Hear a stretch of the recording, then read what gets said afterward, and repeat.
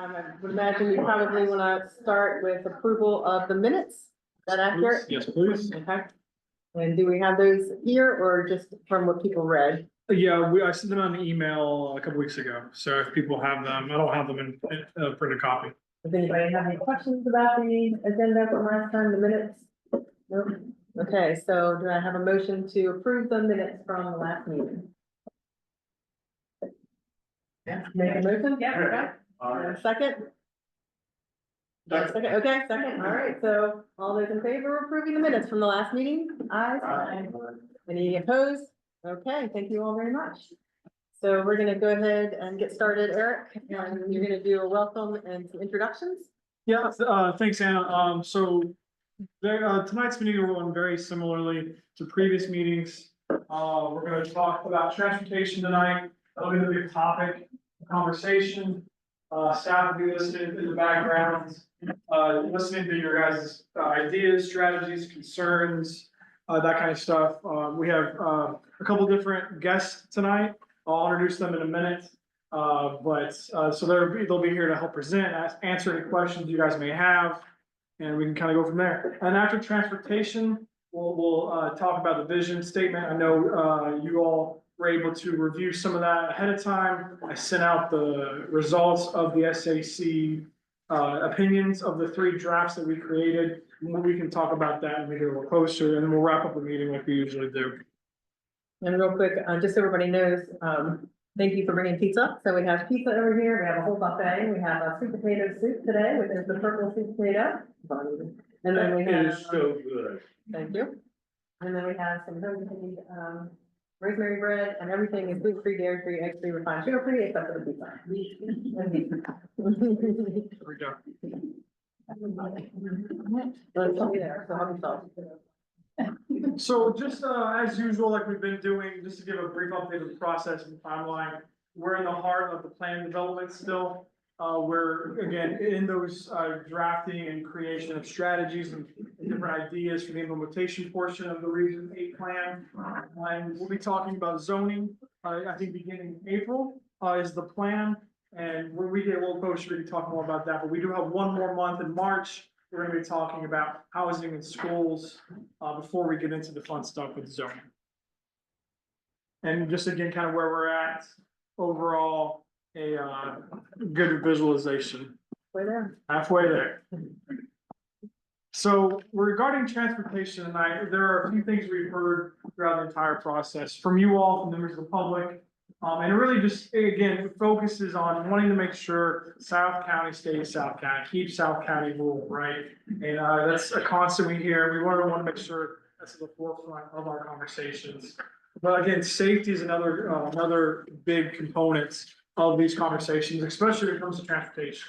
Whether it's, bicyclists, pedestrian, or just a vehicular safety in general with the narrow and windy roads. And then obviously the farming aspect and the farmers on the roadways as well. How can we make sure everyone's safe, but still be able to get to and from where they need to go. And then also the services that the county provides, such as the South County Call and Ride, which we'll have more of information here shortly. But something that's always there for the public and opportunities for additional transit options. So one thing that is often in other areas of the state and the country as a whole is the connections between land use and transportation. Personally, I think a lot of areas of this country see the two as separates, when in actuality they need to be married. I always like to say you're gonna have the world's greatest roadway and the world's greatest infrastructure, but if you don't have the final destination, what's the point? And vice versa. If you have the greatest destination, you have where everybody wants to be, everybody wants to go, but no real good way to get there, what's the point? So you really kind of got to make sure both those are married together. And I think our county is making efforts to really help make sure we are marrying those, and they're not going to get divorced, right? We want to make sure they're together forever. And I think we have progressed through these different master plans that we've had that we'll talk about in a moment, but to really kind of help get those two closer together. Historically speaking, I think, in my opinion, Anne Arundel County is very similar to a lot of the country.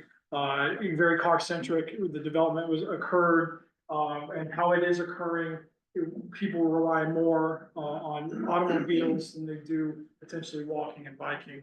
And for South County, I think that's pretty obvious as well. And the way we're having conversations, I don't anticipate any village centers or massive rural town centers down here in the county. So it will be likely that a lot of transportation will be needed is the automobile and other vehicular types of devices to help people get to and from where they need to go. So when we have this conversation, think about your struggles, your ideas, and how being on the roadway really affects you as well as your members of your community as a whole. And some of those plans I talked about a minute, or I touched on a minute ago, is we have the move at Arundel, the transportation master plan. We have the walk and roll Arundel, which is the bike and ped master plan, and we have a couple others. I'll leave to talk about later, but and then other studies also include Vision Zero, which I think is really cool. There's a lot of really cool data that shows the different crash hotspot locations where there are really problematic areas or maybe less problematic areas, and how can we address those through different ideas and strategies and implementation of roadway improvements. But while that's all I have for the introduction, I'm going to pass it over to Brian Ulrich. He's from the Office of Transportation, and he'll be able to really walk us through his perspective of Region 8 through a transportation plan. Yeah, you can go to the next slide. I'm Brian Ulrich. I'm with Sorry. all right, anyway. I'm with Office of Transportation, just a little breakdown. I've got new training here from the State Highway Office or Administration. And we also, sometimes we have DPW, but just a little bit of background on how county is organized. Office of Transportation does transportation planning, plans, tries to get funding for projects. We also do run the transit service, stop transit operations. And then DPW does road maintenance, signs, signals, marking, and they actually implement the projects. And I'm gonna say that even. Sure. So, good evening, everybody. So I'm Kimberly Tran with State Highway Administration. I'm the district engineer for our district, which handles all the state roads in Arundel County, along with Howard Charles and St. Mary's County. So we work hand in hand with Brian and the folks in Arundel County. A lot of times we partner on projects, especially where a state and county road comes together, we put together on plans and things like that. We also get involved in the county's development process when developers are coming and they're doing some sort of roadway mitigation that has to affect the state road. So just here to, it's going to be talking about some of the state roads as well, but just here to answer any questions that you all may have as we go through this. And there's a lot of state roads in this region. All right, next slide. So the first thing I was going to talk about is kind of, Rod, you go to the next slide, broadly policy. So there's a lot of policy things the county's doing. Like I said, Vision Zero is kind of shifting the focus to safety, higher priority of safety, higher priority of crashes. Let's reduce injuries and fatalities, even if you maybe increase, minor property crashes. You're really trying to save lives and keep injuries down. The county implemented with the first state legislation, there's speed cameras, those kinds of things. We're doing things to focus on safety. Speed cameras right now are on school zones and residential areas. More than 175, yeah. So there, and then red light cameras, I think, are also authorized. I don't know if we've done the program yet or not, but we have in the past, but we're authorized to do more than one. I have a question about the speed cameras to begin with. Is there a study that is being done to look and say, hey, these are the most dangerous spots, and that's where the speed cameras are going? Or are we going with the Washington DC route where this is where we can make the most money? The speed cameras are, they're handled by the local police jurisdiction. They administer the program. They have, if it's on a state highway, they do have to come through state highway to get approval, but frankly, they're deciding which roadways that they want to put it on based on where they're going to be running speed enforcement or they have citation. They do have to put together a little bit of a study that shows, and then they have to do after studies from the aspect of speed, you know, how does the speed come down and that type of thing. So, exactly which different police jurisdictions are focusing on, I can't speak to that, but they are run and administered by each local police jurisdiction, in your case, Allen County Police. So does Anne Arundel County have a program What, to do that then? well, I don't know the specifics, we get you specific, but I know that they have done studies, that they partner with the traffic engineering department, the DPW we talked about, to get his data, his speed data, and that's where they targeted the first locations, was based on the speed data. But there's some of the legislation talks about school zones and residential areas. So that's where we're limited to only doing those, and there's criteria in there, what that really means. So that's where it can only go. And then again, they use the existing data that the traffic engineering had or went and collected to look at what were the ones to do first. And then they've got all mobile, so they're not putting any permanent ones up, so then they have a certain number, and I don't know how many, say 40 or whatever it is. And so, you know, as you're in one location, just like they do regular speed enforcement, as you're there for a while, people stop, change their behavior, you move to another place because you have more places than you have patrol officers or even these cameras that you can do. So, and then that's gonna be part of the data before, the data after, the specifics of that, I don't know, but I know they are looking at the before and after, and they did prioritize based on speeds, like speeding areas problems. So again, that's. And then work zones. So in addition to that, sort of separate from the county, we do have legislation that allows speed cameras in our work zones. So that does get administered by state highway in conjunction with a special contractor that works with the contractor. Is that like the mobile white Yeah, truck thing? next to the porta potty. Yeah, next to the porta potty. It's always next to the porta potty. Yeah. You should just build one that is a porta potty. So that's one priority, for, you know, countywide policy priority. We've got other legislation that, you know, different things, the APF has been under, works for a while. We were looking at frontage at one point in time, that may or may not come back. There's, you know, on the legislation side, there's funding legislation that, you know, is being done at the state and local level. We passed, Uber, Lyft, PNC tax, for funds and transit. You know, there's a lot of funding legislation, the PPI that was implemented a couple of years ago now. That's really allowed us to invest more in transportation and kind of worked at a good time where we were able to leverage and put some money into state projects where the state lost the state money, and leverage federal money to invest in kind of the major corridors in the county. So all that's kind of a high level policy to invest more in transportation infrastructure as well as public safety and schools, but other, for the PPI, invest in infrastructure. And then there's a lot of other things like TOD is a priority, as you probably know from the land use side of things, you know, goods and handling of transportation is trying to build and residential near existing things that maybe we can serve and get people around. Seeing historic roads maybe is a policy decision that we talk about, but those kind of things, there's a lot of policy things, but just want to cover those real briefly. Go to the next slide. We'll start with roadways. So, we'll cover a little bit about, well, mobility. I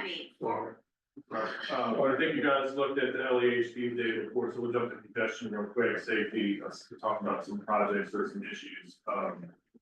So next slide, just, for context, I guess, we have access to some pro data, some historical, speed data. And, did a quick ranking of calendar year 2024, where the worst bottlenecks in the county. And you can see the top 10, and the top one in this region was number 27, Route 2 South, kind of at the roundabout. And how this is particularly ranked, you can see some of that stuff about speed differential, congestion, the total delay. Base impact is what it was, ranked on, and it's based on the queue lengths. So the sum of the queue lengths over the time, of the duration of the bottleneck. So just for some context. So, obviously, it's not as much development, many people here, so there's not as much congestion as other places. How is that measured? Right, so base impact, you can see at the bottom, there's a little key telling you what those things are. The base impact is the sum of the queue lengths, the queuing of the cars, the backup, How do Yeah, you measure it? How are you measuring it? It's probated with, cell phone data. Cell phone data. Yeah. Or it could, they also have like fleet data that have, GPS inside fleet vehicles. Well, I've seen Out what out of big data. they set those road strips across and indicate you're driving across. Yeah, that's also, they do count data, but in this particular case, it's pro data, it's something inside the car, it's Huh. free. And so speed differential is where, free flow speed at, non-peak hours during the day, and what's the difference between the average free flow speed and the backup time.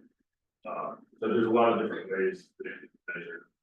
And the MPO, the region, Baltimore region we belong to, those bottleneck rankings, those are on, 695, 295, that kind of higher. Still good. Next slide. Talk about Vision Zero. This is our snapshot of our dashboard. If you search Antelope County Vision Zero, you can go look at crash data. There's some links in there, high injury network, and this one just was, I think crash severity. I think that's a fails and looked at kind of this area of county. Highlighted where some fails have been. Then we use this kind of prioritize where we're gonna look at the next, do more in-depth study, kind of a rough screen. We only need to prioritize, safety concerns.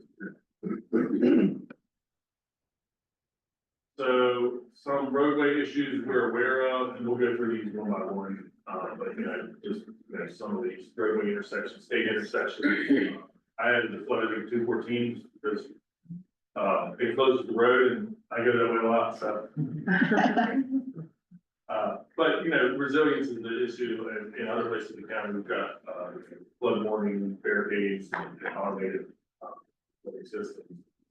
Route 2 generally from south of Edgewater, there's a lot of safety concerns, and actually all the next one, Sands Road, Granick and 260 is what there's safety concerns. So a lot of that, as you well know, I guess the safety concerns over than other issues. But we can go through the different areas, one by one. If we miss something, we can come back to it or add it again. So, Where does this data come from? this is just what we're aware of. Just kind of, Oh, okay. you know, I could add something. Oh, yeah, I mean, and that's what we'll get you next, Yeah. at the end, or, or jump in if there's something that Jason, we can see on that. But- Yeah, and let me add this, we've worked with Brian on kind of curating this presentation for you guys, so kind of, we mentioned a lot of intersections you had concerns about in previous meetings.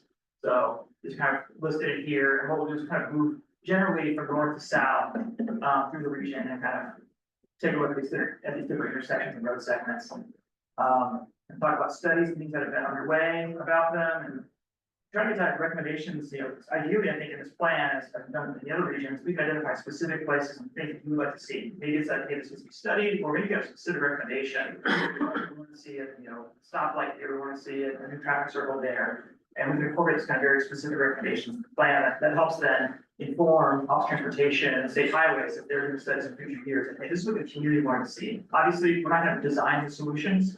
We're not gonna say it needs to be a 12-foot road and 4-foot shoulder, here's what striping needs to be, that's what traffic engineers will do later.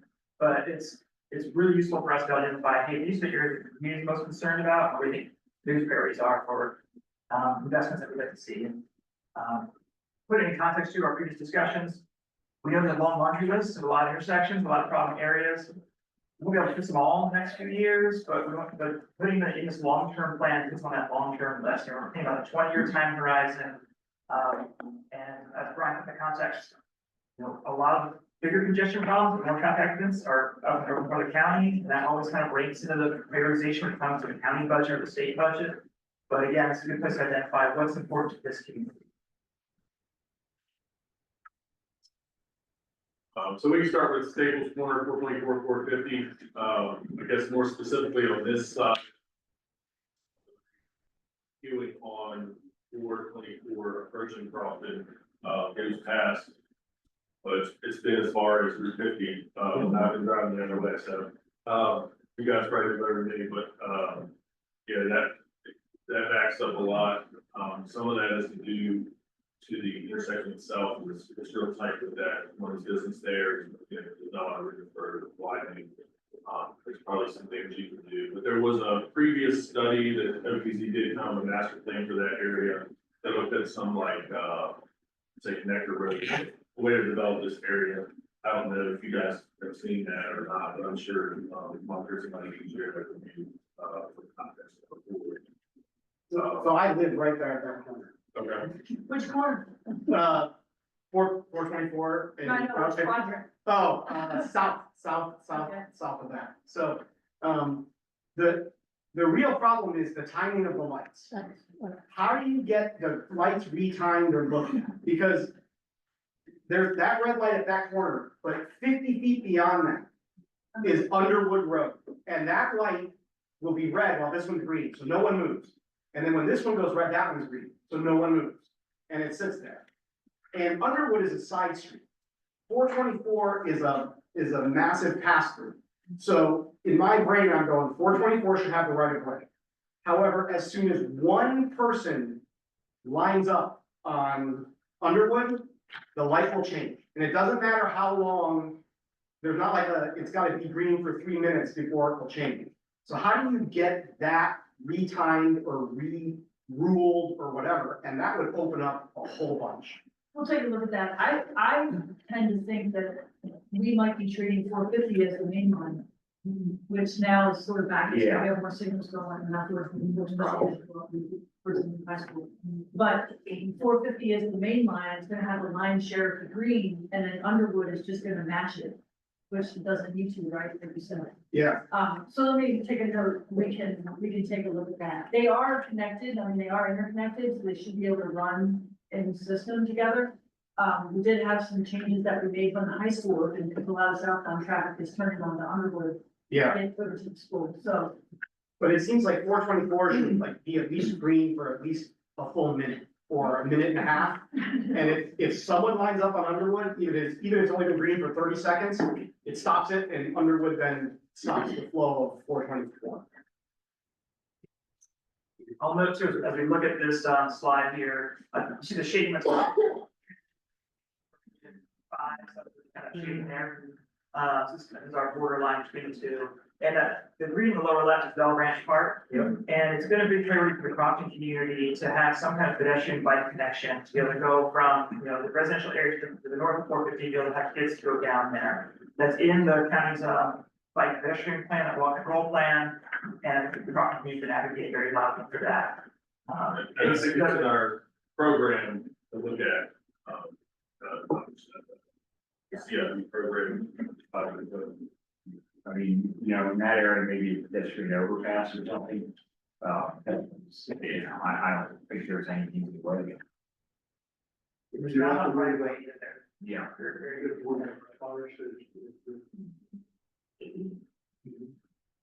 And you were saying something about that business. Is that the problem with that term? Like they will not give up any of that land to widen that term?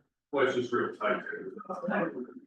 we haven't had a project where we've tried to pursue a project there and actually tried to get right of way. Everything that we've done so far, from state highway standpoint, is how much can we get out of our existing right of way? And even when we have developers in the area and they may be a little bit off-site, but they have to do mitigation at this intersection, they don't have the ability to require right of way either. So everyone's trying to work right now within the footprint we have, unless we were to go forward with some sort of project. It's tight. One thing too, people who do live in the area like John or frequent this area a lot, Region 5 plan is currently going on. So I would highly encourage anybody who's interested in this area to potentially look at the Region 5 plan, provide your comments when the strategies and those maps and stuff come out as well. And I think, isn't this like a corner too, because like above to the north, there's Region 6 also? Up Route 3 and everything, that's route number 6. And internally, our teams are coordinating and sharing information on this, like, we're gonna share boundaries. Share content. You go to the next, let's say, thing. So 424 and 214, we get a lot of complaints about this intersection, and there's been projects done throughout the years to address this stuff. And we actually had a capstone, a couple of kids in South River looking at this intersection, because the council was supposed to be some houses. But so it gets a lot of community interest, and not just the roundabout, but kind of the approaches to the speeding concerns going to West Coast, from here to school. the church, sometimes a lot of issues, the church. So this intersection is, fairly heavily used for a lot of different things, other people come moving back and forth from them, but also a lot of things for public areas, so. Again, probably, I don't know how long ago was the last project that happened, what we were.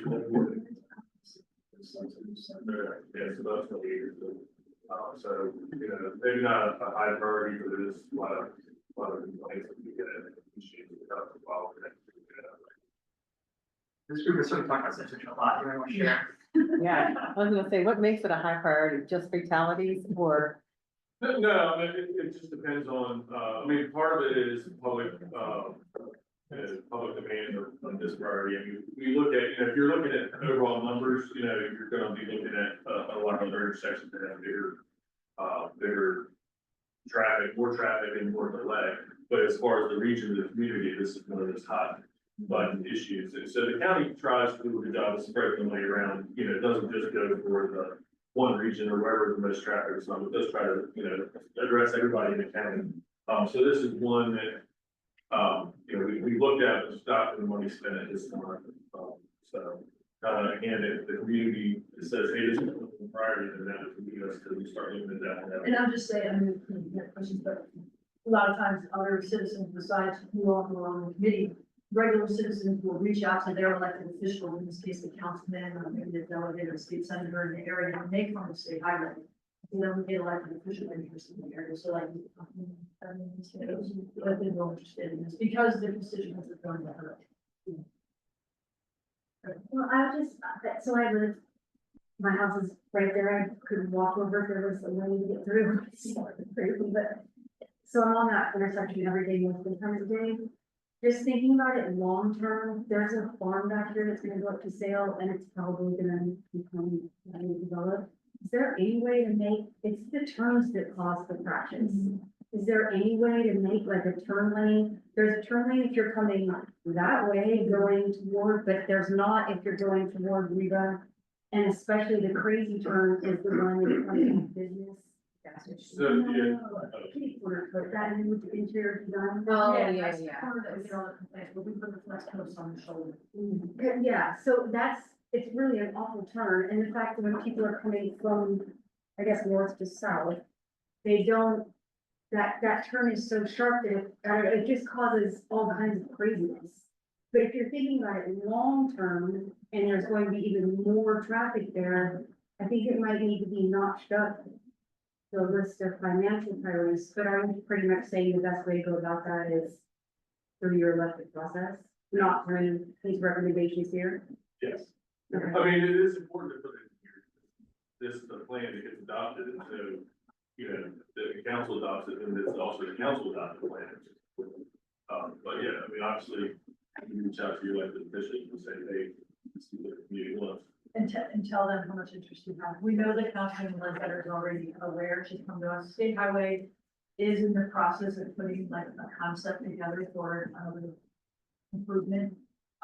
As you mentioned, if you were on the page heading to westbound, going to make that right to the north of 424, the traffic signal has a bright green arrow, but then people can't get to it because the curb queue is so long, you can't get to the right turn lane. The reason we had to put the flex posts on the shoulder there is because of that driveway, that new interior design is, they're way up on the hill, when they come down, they can't see, there's a bend and there's an embankment and everything.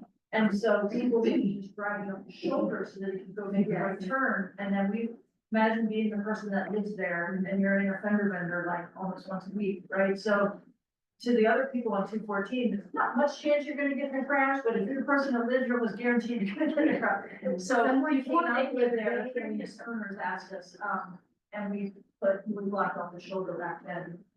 Someone the other day came through to make, a person was making a turn, another person was coming up to exactly that spot. They got in such a bad accident that it knocked out all the light poles on the opposite side in front of the store. It's crazy, it is really crazy there. People are just really crazy. For some reason, it's like they lose their driving lessons on that. That's the Calvert County. I will say. Well, and that's the question I have, can you tell But is there any data that says how many of these are people coming off of Route 50 and then going down 424, taking a right on Solomon Valley Road and then heading on south? Yeah, is there a way? So there is a way to do that. Is there a way to It's block a it big on the data, but baseline? we haven't been able to acquire it. It's pretty Yeah. expensive. For the Yeah. amount of data you can get That OD data, we don't there. necessarily. And there was, at one point in time, there was getting really good data. Apparently legally from your cell phones. And so they got sued or something, and so like the quality of the data has gone down because you have to opt in instead of opt out. And so, but there is the opportunity, but it's very expensive to get data sets. I would love to make that a county priority. I've asked for it in the budget a couple times. It's just, got it going on. And, while it's important, it's not, key, but it would help a lot in looking at where other improvements that wouldn't necessarily be here that you could make to get people to go around somewhere else. Yes. If like you said, 25% of the left turning traffic is really going all the way down Route 2 and keep going, then maybe there's some other stuff that you could do in other places that would alleviate, that would reduce the traffic here. On that note, real quick, on that note, I think the good data is something really important for us to consider when we talk about recommendations, because I don't know how it is in Maryland, but in my work with Florida, crash data isn't always documented the exact same way between two different officers, right, who respond to the crash. So that leads into a lot of, issues with data collection and data analysis. So if we can maybe write a recommendation or something, talk about the importance of good data with, even if it is a little more costly, maybe that's something we can consider to help with recommendations like this. Abby? Yeah, I was gonna say, on 424, like back between the roads we're talking about, 424 and Rutland Road, it's like it bends there. And that's a very dangerous intersection because people line up to make a left. And then people try and come in the left lane to go around someone. And that's also, I think, needs changes in that intersection. But just to the point of this road, I think people drive way too fast on 424. Oh, yeah. It's a 45-mile-per-hour road, but when you come through the lights there, when you come off of 50, people are going 60 or 65 miles per hour, and they're on your tail if you're not. So I just think the roads, I don't know if I'm a fan or so of traffic cameras, speed cameras necessarily, but that road could probably use a couple because people I think just. there's a speed limit adjustment being made through here, just to get some consistency in the corridor, and then at Davidsonville Elementary School, is going to be putting schools on speed camera near that school. Yeah, because 424, people just, they go so fast. There is frequent speed enforcement at that road intersection. I don't know if you noticed, but especially on the weekends. They have it at the Love's in the park, the cops in the park. Yeah. He also sits on the service road across from Rutland. Oh, He's yeah. very Yeah. sneaky, very sneaky guy. But that then. I have a question about funding, right? And maybe we should have started with this, right? So this is Maryland 424 and Maryland 214. So does the county have any say in this? Yes, matter of fact. Interestingly enough, even though it's two state roads, even if it was Interstate 97 and it was a thoroughfare that we maintain. Unless the county lists it as a priority, many times the state won't fund it. And a lot of that has to do with what Eric said in the very beginning, is that land use is really tied to. Yes, land use is really tied to the road network, right? So the county is dictating the land use for the county. The roads are there to help support the land use. So let me give you an example. Howard County would love for us to do a big improvement on Route 4, we might get there, 4 at 258 in Anne Arundel County. Yeah. Because all of their residents are commuting to DC or whatever, right? Right. And even if you look on the southern end of Route 2, when we did left turn bays on, 256, 255, Owensville, Sudley. Howard County was very happy that we were doing safety improvements in southern Anne Arundel. And there were folks in Anne Arundel that were upset or at least raised an eyebrow, like, we don't want capacity improvements in southern Anne Arundel. Because we wanted to stay rural, right? Well, it's not really capacity improvement, it's a safety improvement. So we do want to have the support of the county, for whatever we're trying to change, because they know what areas they want to stay rural versus, right? So normally for even an intersection project like this, if the county ends up putting it in their priority letter, where each year the county executive is writing a letter to the Secretary of Transportation. So the Secretary of Transportation is getting a letter from each county across the state, in Baltimore City, of what the county's priorities are. And where it has to do with, state funded roads or transit that the state's gonna fund, then the state will prioritize and stuff, but we really won't usually move forward on stuff unless it's in the county's priority letter. And that's why, like, Brian and I will work together, like, hey, we got a problem, you think the county wants to fix it, or can you put it in your letter? You know, because we won't really unless the county priority letter is also supporting that. So the county can't do anything, right? The county can also come forward with projects and then, but, and we've been a great partner with Arundel. They have frankly more money than we do for these types of things right now. So a lot of times the county will fund a project, even if it's 2 state roads. And then they come forward through like a permitting process where they're doing work on our road. Yeah, so whether it's a developer or the county, they can do work on our road for permanent. Okay, for Brian, kind of briefly mentioned, so the remarks, PDIs, permanent infrastructure funds, the county set up a few years ago. They've been using that to basically put seed money in these projects, saying, hey, the county will fund the design, we'll get the ball rolling, with the hope the state comes in later with construction funds. And with that, we've been able to help elevate, and move a lot of our projects forward quicker, like we work on Route 3, up by 16th Church Road and 32, and the 214 project in May, where the county is funding the design upfront with our funds in partnership with the state. The priority letter from this county changes over time, frankly, depending on who's at the helm in your county, right? And so right now, you're lucky that Pittman is interested in this area of the county, and some things in this area end up being in the priority letter. Maybe different than when it was a different county. So, you know, that all kind of plays into what the priority letter might look like. How often does that priority get, is that like It's once a year? every spring, right? Every spring. Every year, okay. Yeah. Alright, 214. I think you brought this up from a request in your, where you put a map. Yeah, she noted that these images that we're looking at are from the feedback map. We showed with you guys this at the very beginning of the process. Over the, I think it was late summer, we had this available to the public to be able to click and put dots on maps. And a lot of the public comments were related to traffic congestion. So a lot of the intersections are identified by the public. You have echoed them in your comments as well. So we've had requests at times that the current intersection at Reba and 214 is a flashing light. We've had some complaints or requests, I guess, to turn it into a regular signal for people to be in there. But as of right now, it's really kind of isolated times that haven't yet justified the signal at that location. The other thing is we do want to look at the rest of Beaver Road for bike ped improvements. We did a project on Beaver Road up at Governor's Bridge. It's kind of an intersection project, but as part of that, we extended the sidewalk and we added bike lanes down to like just short of the region map that we do. But and then with the park and the addition of the park lane just north of that, which will be in future amenities, we do want to connect Reba into the park.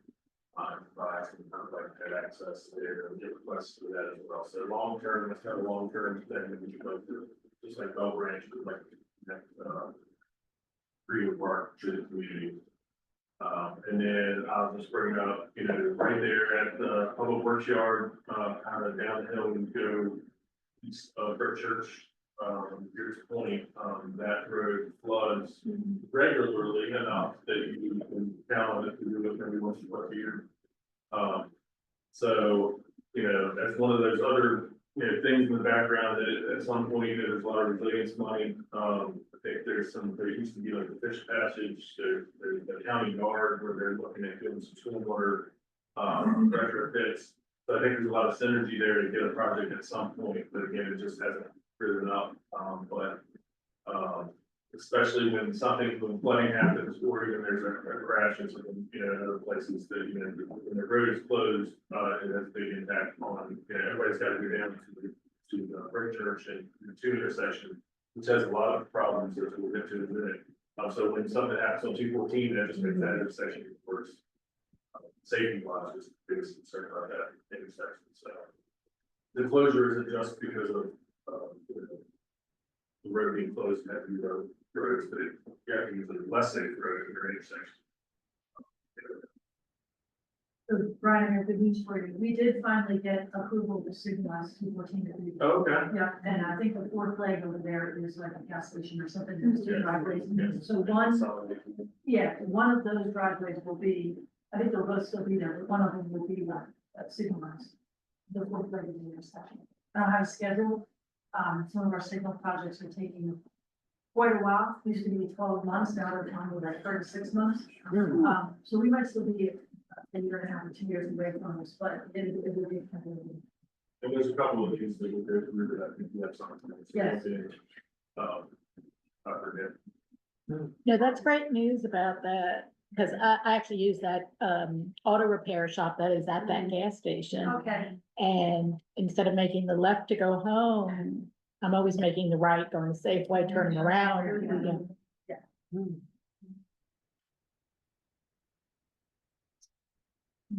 So Maryland 2 and Brick Church and South River Clubhouse is kind of a offset T's the wrong way where the left turns overlap. And if you ever come up Route 2 and turn left on Brick Church, you can at least almost hit somebody, making the other opposite left turn on the South River Clubhouse, whoever that road.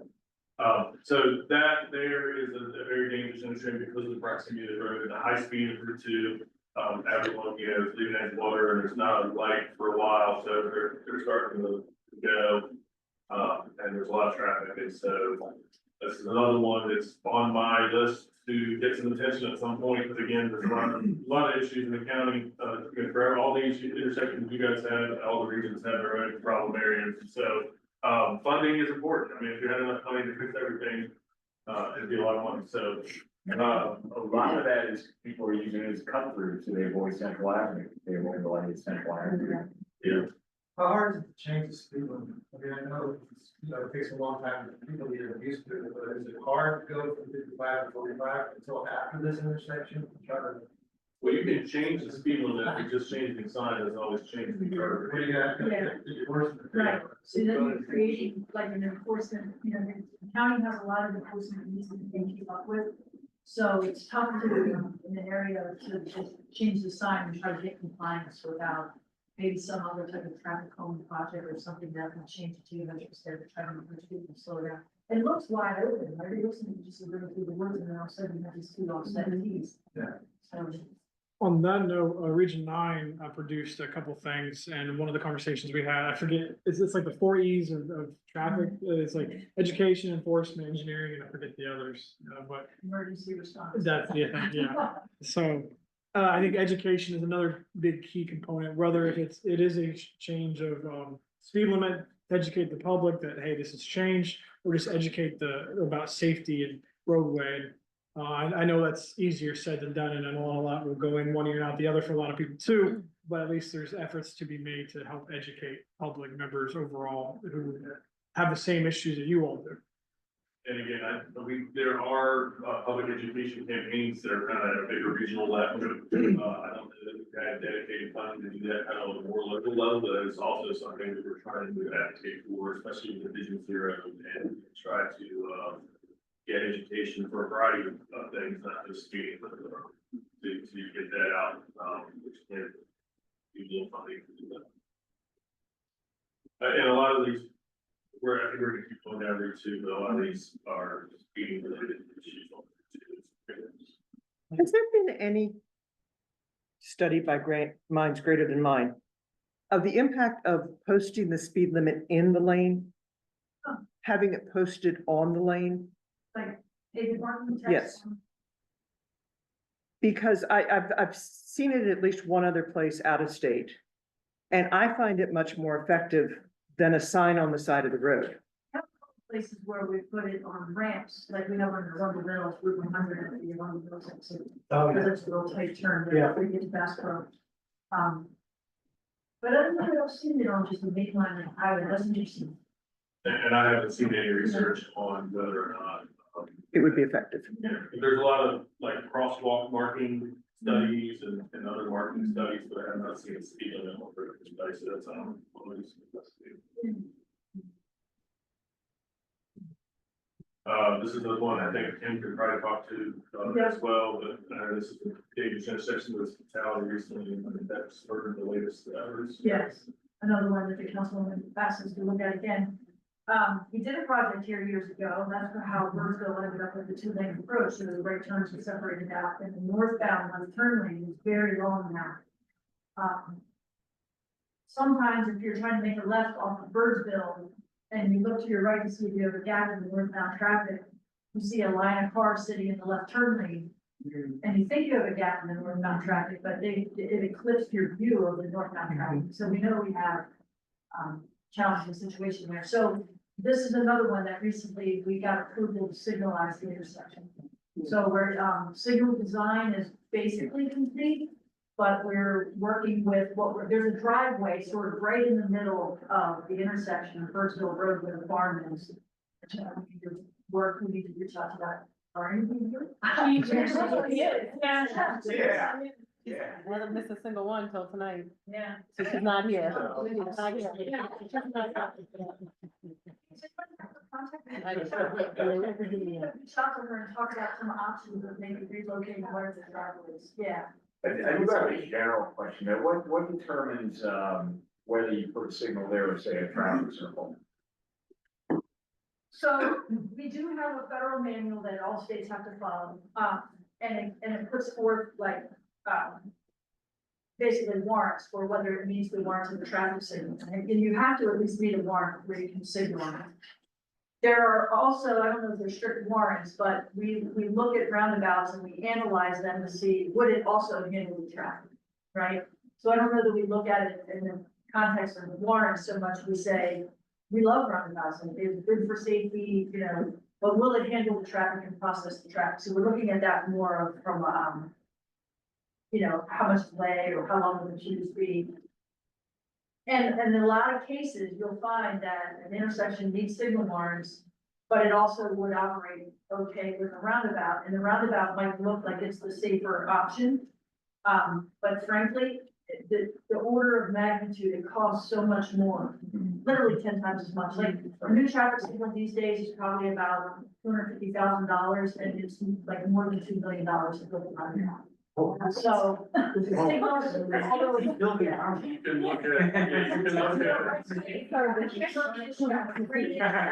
Water management ponds, it's a whole like geometric project versus just putting poles in the ground and stringing on lights. It's an actual roadway project, you know, so it's. We are actively, we're almost done putting one in at Oakwood and the Old Mill Boulevard up. And I want to say it's at least $3.5 or $4 million project. Oh, wow. And those are small. And that's, I mean, and that was, yeah, I don't even know if we needed right away to do that Yeah. or anything. Yeah, this one, probably would right away, but, Yeah. Now, Eric, didn't Emily actually email us about this note? She wouldn't be here tonight, and she wanted to comment. Yeah.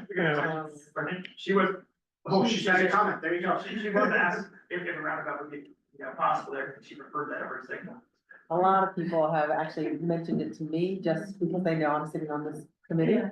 And they definitely, the high request has been for a roundabout. No one knows what you just told us, I don't think, but. looks like it's 2.9. It's really fun. Also, the Region 9 committee also had on discussions around kind of Leddy Creek and Route 2, and they also were kind of leaning much towards saying, hey, the roundabouts that have been installed in South County seem to work pretty well. Yeah. That seems to work better than having, it's the area that it's. Yes, definitely. Yeah, more lights is not welcome. No, I'm Emily, now to ask for Yeah. Yes, Is so, this one? yes, yeah, Emily Wilson, We can forward it. yes. I understand the stoplight is to be placed at the intersection of Maryland 2 and Birdsville Road. This has become a very dangerous, even deadly intersection, and does deserve some safety improvements. However, I believe a roundabout is a much safer solution at this location, and I would really like for the county to press state for this design. I live right down the road from this, and the traffic backs up to almost this intersection every weekday, starting at around 3:15. If a light is placed there, traffic will only continue to back up further up Maryland 2, and there probably should be a roundabout at Maryland 2 and Holland Road for this reason too. It will help to keep traffic flowing at a medium reduced pace and is more in keeping with the road. In fact, and So being a she's obligation for it, right? and her husband is, the other farm right there. Yeah. Right? They also own Nightingale, which is that. That's what is that Larkin Hill, so I thought that was the one that. No, she's, Yeah. Barking Hill is not her, no, I thought that's one. yeah.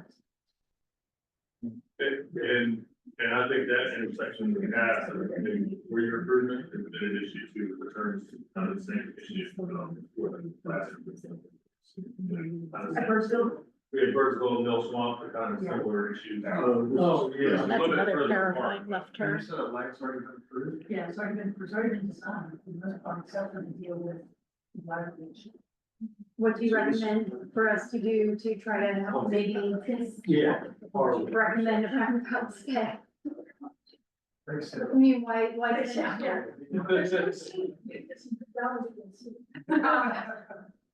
You know, I could go back and look and see in this case, did we do a roundabout analysis? I want to say we did, but I don't remember for sure what it said, but I do know we went to Avenue of the Signal. I don't know if it was only because it was faster and cheaper, or if by chance we said we couldn't handle the traffic without going to a two-lane roundabout.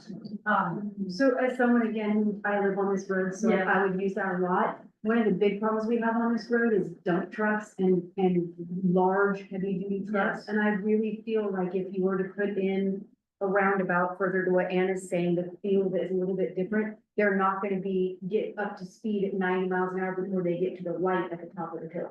Well, we all know they have to slow down right here at about some point road just to get up to the light there. So I do feel like that would offer multiple levels of traffic mitigation as opposed to a light.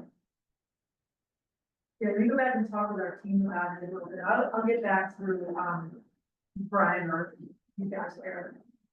And let you know what say so you can reach back out to you, but that's interesting. I don't remember the councilwoman so not myself, but one of our other engineers, a couple of folks met with the councilwoman and Ms. Wilson out there to watch it. This was sometime after the fatal had occurred. And, I don't remember at the time them coming back and telling me that they were considering the roundabout, but I'll see. So backing up the decision to round out our light, data driven, based on, to accept the load of traffic. What I can tell you is the traffic signal, normally there's a process and there's certain offices that design certain things, persons other things, and it's, the traffic signals can be delivered with a certain, I'll say, pot of funding. The geometric intersection projects, which roundabout would be, is a whole different type of funding category that has to compete statewide for funding. And like I said, because they're so much more expensive, then you get into more, I guess, like a NEPA analysis, and you might have to do, I would imagine it'd be a problem here to do like a noise analysis, and then there's more impervious, so there's stormwater management involved, and might have to get more right of way than even is needed for the roundabout, because you have to fill like the stormwater management pond or something. So they're just bigger projects, so those type of projects typically take more like 5 or 6 years to deliver. Whereas it used to be that a signal, from the time we said, yeah, this meets the warrants to UC in red, yellow, green, used to be 12 to 18 months versus 5 or 6 years. And 10 times less money, right? Did they do any kind of analysis on how traffic would back up from Edgewater going south if you put a light in there? I'm sure they looked at the queuing and whether, how to process the traffic, and I think it was showing the level of services going to operate okay. You already have a 2-lane approach on Burnsville, so you're not gonna need a whole lot of time on the side street. I'm not worried about me, I was truly thinking about people getting from Edgewaters. Yeah, That's pretty far. it was gonna handle the traffic, the traffic light was gonna handle the traffic pretty efficiently. Yeah, based on the data that we kind of see a little bit here, I definitely think that there's more traffic than what's being shown based upon the backups that exist today on Route 2. They are pretty long. You can be stuck almost from Birdsville all the way to the light at 214. Yeah. Yeah. Now, keep in mind, roundabout has a proven safety record, right? But the traffic signal is gonna be a lot safer than what's out there right now. And the Yeah. traffic signal will be safe as well. I mean, anything safer than. Yeah. Arledge? Yeah, another intersection, and then you've got plans for that. So we have a district project that we were looking to help build a northbound left turn lane here. Because one or two left turns and it chokes off all the crews, right? Meanwhile, we also have a Royal Farms that's coming in between the high school and the intersection. We thought we could get the Royal Farms to build the right turn lane, the left turn lane for us, but they're not able to get the right of way, so they got away with just coming in without really doing much for us. I'm sorry, Royal Farms is going near the Texaco right now. Yeah, it's right across from. Like adjacent to the high school. We're gonna have two. The yellow square, the two yellow squares? Yeah. We all know. Yeah, I mean, yeah, so where they go, all of that's like. Yeah. Wow. Yeah. Of course.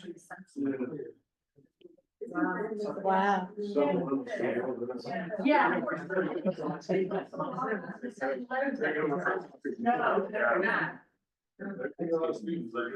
Yeah.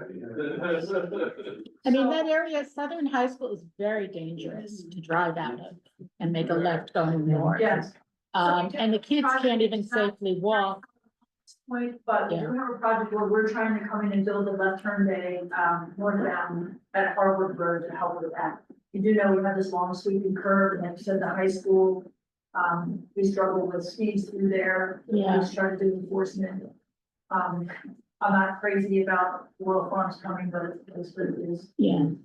But will there be sidewalks or something so the kids can safely walk from the high school to the Well, Royal they Farms? walk through that parking lot, and so they'll be walking through the parking lot of Parking lot. Royal Farm. So it's actually, in that standpoint, a little bit safer, because they were all walking through the 7-Eleven anyway. Yeah. And now it's, still go to the Royal Farm, yeah. On that note, on that note too, I just, I wanna ask, Brian, if in certain areas where there are people who, walk along like the roadside where there's no infrastructure, if development were to come in, does that help incentivize potential recommendations for sidewalks and stuff, or not so much, in your opinion? For us to put it in or for development? Yeah, for a recommendation for the future, like connect sidewalks from this high school. I mean, we use, even in South County, we use, destinations and attractions to determine where to put in a sidewalk or a shoulder, what's appropriate. There are places we'll put sidewalk in.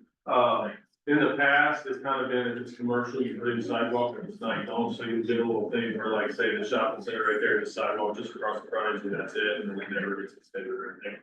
But again, you need to have something connected, so obviously here makes sense, you're connecting schools to somewhere that kids are gonna walk. But yeah, so it plays a role, I would have to defer to the developer view on when they require it, but the county looks at it, destinations, attractions, and trust. Is there any consideration with the alignment of Old Solomon for the road there and trying to, make it into more of a four-way? Yeah, and that, I think we're looking at a couple of alternatives as a part of our district project. And that's part of the reason why we couldn't really get the Royal Farm to do some of it for us, because of, whether Old Solomon's Road was gonna be realigned or cul-de-sac, I don't know, we had a couple different options. And Rural Farms only has frontage on their own frontage, so they couldn't really go get right away and do all that, so. Yeah, it's part of the study. Yeah. Because that's part of the reason you can't, Yeah. you don't have a turn lane now, it's because you gotta have, right? Yeah. So potentially, if you eliminate that, maybe then you can. For future projects, don't we have, don't you have leverage to not allow them to come in unless they do something like that? Not you. The but county. the county. Yeah. Not, Doesn't make not just sense. part of the county, but. We're not involved in development. Yeah, the development. Is that a planning and zoning situation? Yeah, so one thing, a lot of people often, and I'm maybe speaking for Brian too, a lot of people come to us thinking we know everything and know everybody and have all the solutions. And people will come to us, talk about the stormwater that runs off into their property, that we can fix it. And so the interesting thing about how the county and specifically OPZ is operating, we have different layers. So who you guys talk to, me, Mike, Jesse, on a regular basis, we're long range, we're more visionary, 50,000 square foot view from the sky kind of thing, while development review, and then you have inspections and permits. They're on the ground level. They're the ones doing all the important work, I'll say, right? They're the ones that get building the things. So, it really kind of depends what your issue is and who to talk to, so. I don't know exactly where I was going with this, but I wanted to point out that, Well, and I'll just say, legally, there are requirements they have, and so they're only required to deal with the traffic they cause. So if there's an existing issue, that's not their fault, and they're not legally required to address the existing problem. They're only supposed to not make it first. So that is something that, a lot of times, people expect them to not come in at all, when they haven't developed rights, and all they have to do is treat their traffic, not an existing problem. So that's a little wrinkle there. He said Probably they're be not better expected- managed overlapping that kind of thing, but, And There's a I- domino effect. Can you say that again? They're not expected to make it worse? So Yeah. let's say you had an intersection, traffic wise, it was already failing level service. Yeah. F. Yeah. And the county wants everything to be at least level service D, volume of traffic and how much traffic the intersection can, handle. They wouldn't be required to bring that intersection all the way up to a D if it was already an F, it was already failing. Okay. But they would be required to do enough mitigation that like mitigates their additional trips. But if there already is, reserve capacity in an intersection and it's not failing yet, they don't necessarily need to do mitigation, like they didn't need to do mitigation at 2 in Harwood. We were just looking for them to do like a safety improvement there, and they said, well, they're out, we can't. Yeah. there's no, the current APS test is based on congestion capacity and level of service. So we're looking at expanding that to other nodes. And they're also not required to deal with queuing. That's been a big problem. Right. Even if they're causing it Right. now. Or contributing. Right. Like a prime example, like, Well, it's not from a congestion standpoint. Well, what I'll say is, from a theoretical capacity standpoint, it's fine. The problem is the queuing. Yeah. And boots on the ground, right? It isn't working very well because of the queuing. They're not required by APF to address queuing. but then. At what point does the county say, hey, you're gonna cause queuing, you're not gonna build here? And it is. They try to work with the state and try to make us happy, but a lot of times it's gray area, there's certain things we can make them do and certain things that don't do. So. Yeah, okay. That's one of those policy decisions where you gotta choose what you're going to do later as a county. Yeah, I mean, a prime example is, how much more can you put on Route 3? But yet we keep putting new strip malls on there. Because that discrimination allows for that development. It's a disaster. And they started a new project the other day. Where's this coming from? Well, this is the time we're gonna be able to look at the request for rezoning. 256. I think this was another one that had complaints about the intersection. And didn't we have something starting here at any point about? I don't know recently, I mean, we lengthened the left turn lane here, southbound.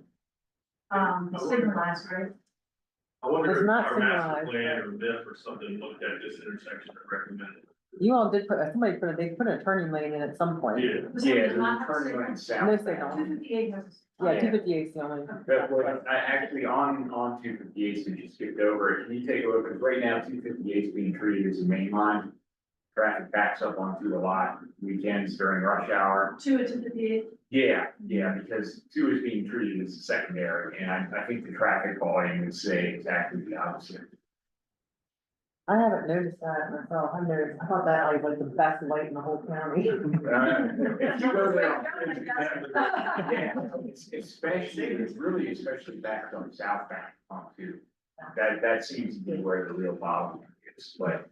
On a weekend or weekend? Oh, well, both, but mostly I've noticed on weekends, or on a weekday, like in the afternoons, it'll kind of back up there. No, I think that light's time. There's a lot of people going through Calvert County. Yeah. You said southbound backing up. Yeah, southbound is the worst part. There's actually, a couple of right turn lanes on both sides of Route 2, except they're not pure right turn lanes. So because it backs up so much, a lot of people will go in those route lanes and then shoot ahead into a short merge area when the signal does turn green, it creates some dangerous situations there.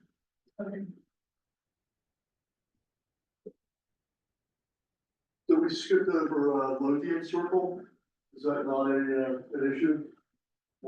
Traffic backs on south end. So you'll notice that was on that was the number one, bottleneck in this region. Oh, okay. Yes. Yeah, right.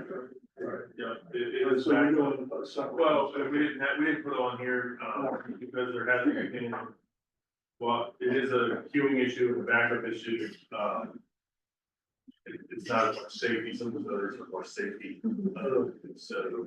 Yeah, I think we all like the circle. I mean, I speak for myself and some of the people that, that circle has worked very well because prior to that circle being there were fatalities there on a regular basis. So that's been a blessing really for that part of the county. And I can't imagine people wanting a light instead of a circle there, so I'm not sure what. I can tell you years ago, we did try to pursue a project because the two northbound two, right turn to stay on northbound two. And to try to like make a slip ramp, so you didn't have to get in the circle to make that movement. And that property over there, I don't know if it was an abandoned old gas station or something, like contaminated soil over there, and you ran into the brick wall. Oh, yeah. I remember. Yeah. Yes. And that's the issue with sometimes with the roundabouts where once it's no longer a single lane roundabout, you have to add a second lane. It's less safe than. Yeah, single lane roundabout, definitely. because it's wired. I'll tell you that when the Overton roundabout was put in, y'all familiar with that 175, it was our number one highest accident location in the entire county. And they were fender benders, they were very minor, but there was a lot of them. Someone on the outside is continuing around with a person on the Yeah, I don't- inside wanting to exit, and the police didn't even know who to say was at fault. Yeah, I know. Roundabout 175 at Staffordton Station, because it was a two-lane roundabout. Yeah, We follows finally gave around up and went back and just restrike the roundabout as a sewer lane, because it's been, Yeah. figure out what to do. It was five-legged, five-spoke roundabout. Yeah, Livingston Road. Station, yeah. So they, once you go to a two-lane roundabout, they don't necessarily, there's still a good safety record, meaning the accidents that do occur are usually just fender benders. They're annoyance like accidents, There's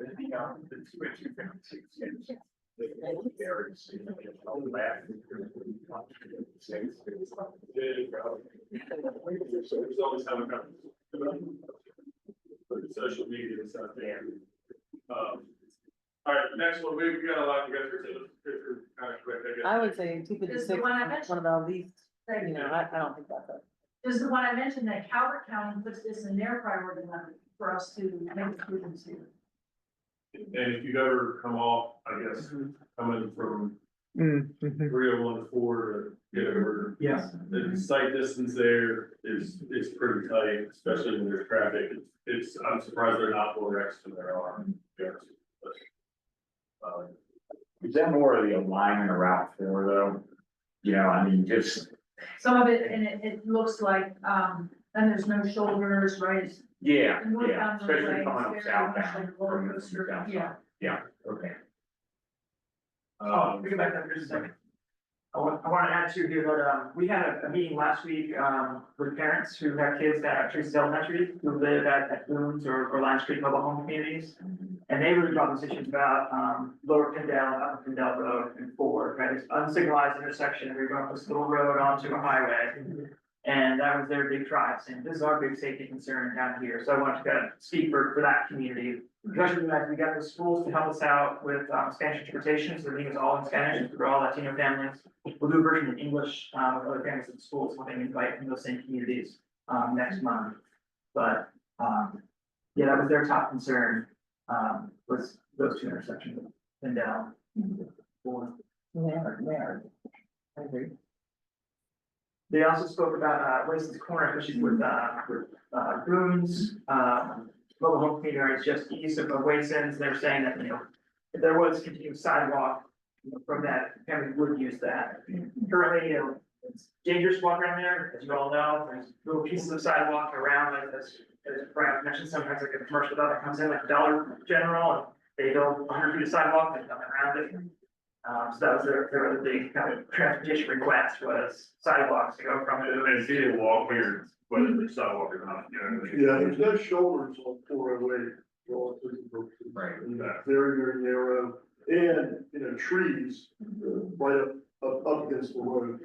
You lose your, concentration for a second, you're into a tree. So this is a location where the county would come in here and make some, like that improvements, we would like to. Some targeted areas like this would be appropriate. Yeah, get a lot of walkers from the mobile home parks up to Dollar General, to do shopping. And then there's some other roads that I don't think we have maps for, but, Sands roads had, truck traffic and concerns with their safety along there. Grant Road, I know we did, had some study. Yeah. Um, Some changes coming in. Yeah. Speed limit's gonna be 40 now. Removing a couple of the pieces of passing time. And I'm looking to remove the passing lane from the front of my house. But you won't be, I'm on the drag strip. I'm on the drag strip. I can't even drive my damn tractor on that road. Freaking idiots. They're fast. Calvin County. Yeah, and absolutely. 260, what is the Sainsbury or? Sainsbury. Yeah. Yeah. So there's been safety concerns there brought up. So there's a lot of those other, say, smaller roads that have, the same kind of thing. A lot of traffic, speeding, concerns with that, safety improvements, again, are things we're looking at. If I can, you get next slide. Again, we have a plan that we talked about, walk and roll, kind of shows the county, we're trying to build a network. The walk and roll plan was primarily bicycle adding and bicycle network. And we have a trail network, and we'll get through real quick. So the plan, to go to the next slide, this is region 8, we've broken into regions. This is again, where we would like to have bike lanes, and show you stats, I know you can't read that, but if you go online, you can zoom into your area. So there's a plan for improvements. You can see the prioritization scores on the left, these are the highest, based on our prioritization, safety, activity, and a bunch of factors that went into that. These are the higher priority projects, making priorities first in the region. But Where would a Davidsonville road one, like wait, I can't, It says from Route 3 to Barber Swan Lane. Okay, That's. so that would go and to that's. Bell Branch Park. All the way to Bell Branch Park. They- Route 3 to Bell Branch Park. Would they consider taking it down to that park and ride? Yeah, I mean, potentially, some of this area needs more study, we didn't have, we didn't go in depth in every road, we covered the whole county. So that is, typically, that would be a long way, it's a costly project, but we would have to look whether we could share use path or maybe wide shoulders that could be. Yeah. Cause we talked about in this group a lot, like a lot of bikers park at the park and ride and bike all around. And, even, just a lane, like a shoulder lane or something. And so again, we have, the North County, I just brought this up to this show, the North County, we have kind of spine trail network. We don't have a similar priority in South County, for that kind of trail spine network. But we do have plenty, see the stuff that shared paths and stuff planned. But again, this has kind of been a push of the North County residents, so any push from, trail network, we gave, we feel the residents to push that as a priority. So what does that mean? Let the residents push it? Well, yeah, I mean, what does the community want? Oh, you're looking at- You want to spend money on intersection improvements, you want to spend money on trail improvement, it's limited amount of money, funds, what is the community's priority of improvements? We want more transit, that's the kind of thing we're looking at is part of the prioritization is community prioritization. If the community doesn't support putting in a trail along, Route 2 from Edgewater all the way to, the county line, then, not a lot to ask the county to go to their properties for that. Some other bike ped issues, we see historic roads, and I did mention it before, I mean, it's not just bike ped issues. And there's a lot of bikers, in South County, but, you know, there's a lot of storm drainage, some of the roads I travel, you know, it's impacted roads where the slopes are straight up. So the drainage is on the road, and you can see that in the pavement condition, of a lot of these roads, especially in the water traps. So there's a lot of improvements that, you know, in other places might get made, that, you know, scenic historic is trying to preserve the character of the road. So where is the balance? You know, where is the balance between keeping the character and where you might want to add a shoulder or bike lane or whatever? So that's, again, that's kind of that community. You know, some of the things we have to do for safety or whatever, but, you know, what is the community's preference on this kind of policy level stuff? That, you know, or, and again, I think OPC, they look at the high priority roads. All right, these are the roads we definitely need to address, and then some of these other roads maybe are less concerned, and you can do more improvements. Transit, just real quick, overall, just go next slide. So the county overall is investing in transit, again, you know, investing in, you can see COVID years blue, and then every subsequent year we've been increasing. We went to fare-free transit, and we've added investment in transit, so that explains ridership, stops, technology, services, you know, expanded services and connectivity. So that explains the ridership. The county overall is investing in transit in South County. You can go to the next slide. Oh, with countywide paratransit. Yeah, that slide is fine. What makes up the transit? Can you go over that? Like, Well, I think. what are they riding? What are they riding or where? Yeah, you said the ridership has gone up. I'm asking, what are they riding? Buses. Just buses, that's it. Yeah, for county transit. Okay. Yes.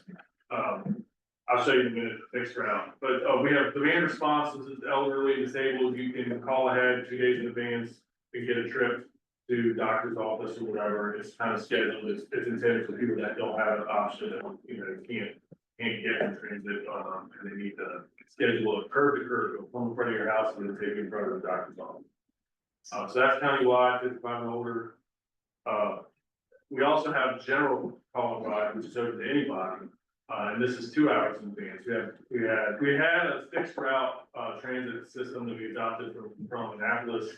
Again, South County is not dense, so the fixed route didn't do well, so we went to a call and ride. This is where you can call 2 hours ahead of time and you get picked up and take it again, same thing, curb to curb, where you're going. Covers all of South County, well, everything south of 214 to the Edgewater and Davidson, which is time on. We've had requests to include Davidson. A lot of our transit riders are transit dependent riders. They don't have an option, so that's why they're riding transit. We're not fast enough or frequent enough to really get people that have options to take transit at this time. But so Davidsville hasn't been a high priority, but we've gotten complaints that there are people that work in homes, you know, whether it's for a variety of services, whatever, that they do work there, or also, you know, that are down there, so that the call and ride help. So we might be expanding to Davidsville, we haven't done that yet. Ultimately, if I get to it, I don't know if these slides I left them here for training, so I can. We have a plan, here we go, all right, so there's our fixed route transit system on the left, kind of a big loop around the north part of the county, and connects to Edgewater, and then we have the call and ride. So if you want to get anywhere in the county, or you want to get a lot of places in the county, still get there from South County. Part of the reason we put in South County is there's a lot of court dates that were missed, and people in South County said, we need to offer these people a way to get there. So you can take the call and ride, get to Edgewater, and Edgewater takes you up to Annapolis, and into the either state or city or regional system. And so ultimately, we plan to extend this call and ride areas to every part of the county, again, just to do so. So that's our plan on the right there. And the existing system is all about. What is the timeline for that new plan? This is a 5-year plan, short-term plan. Of course, you need, you know, this is a short-term plan that has no funding attached. So every budget season, we're asking for like 2 routes. So if we got everything we asked for, it would take 5 years to implement. Realistically, we're not going to get everything we asked for, unless, you know, somebody champions that and pushes for it. But so the last transit development plan, we did a couple of the routes, a couple of the services, but not all of it. So, I mean, in a perfect world, my idea would be the commuter bus from Sunderland up route to Annapolis. And then somebody, because that's where so much of the traffic is on Route 2, or people that have no way to get up to Annapolis other than a single person in a car. For all intents and purposes. If there was a commuter bus, just like there are all the commuter buses that go into DC or go into Baltimore, but if there was one that connected to Roll and connected to the bus system up there, I would think that would take a lot of cars like that. Just my, Where did you say it would start from? Sunderland. Yeah, that's Down at where the intersection 2 and 4. Oh, with Old Solomon, with Solomon's on Road, Route 4. okay, way down, okay. Yeah, just south of Dunkirk. South of Dunkirk and then shoot up Route So there 2. is a parking lot, near the. Yeah, right. The church, And it can also pick up, at 258. but you're saying there's no commuter bus going to that parking lot. Not that I know. Yeah, they all go to DC.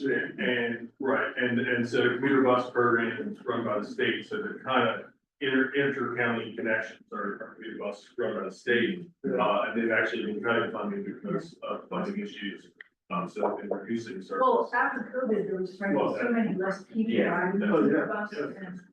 Matter of fact, I heard from our regional planning that they are starting to do a new updated study of our parking lots.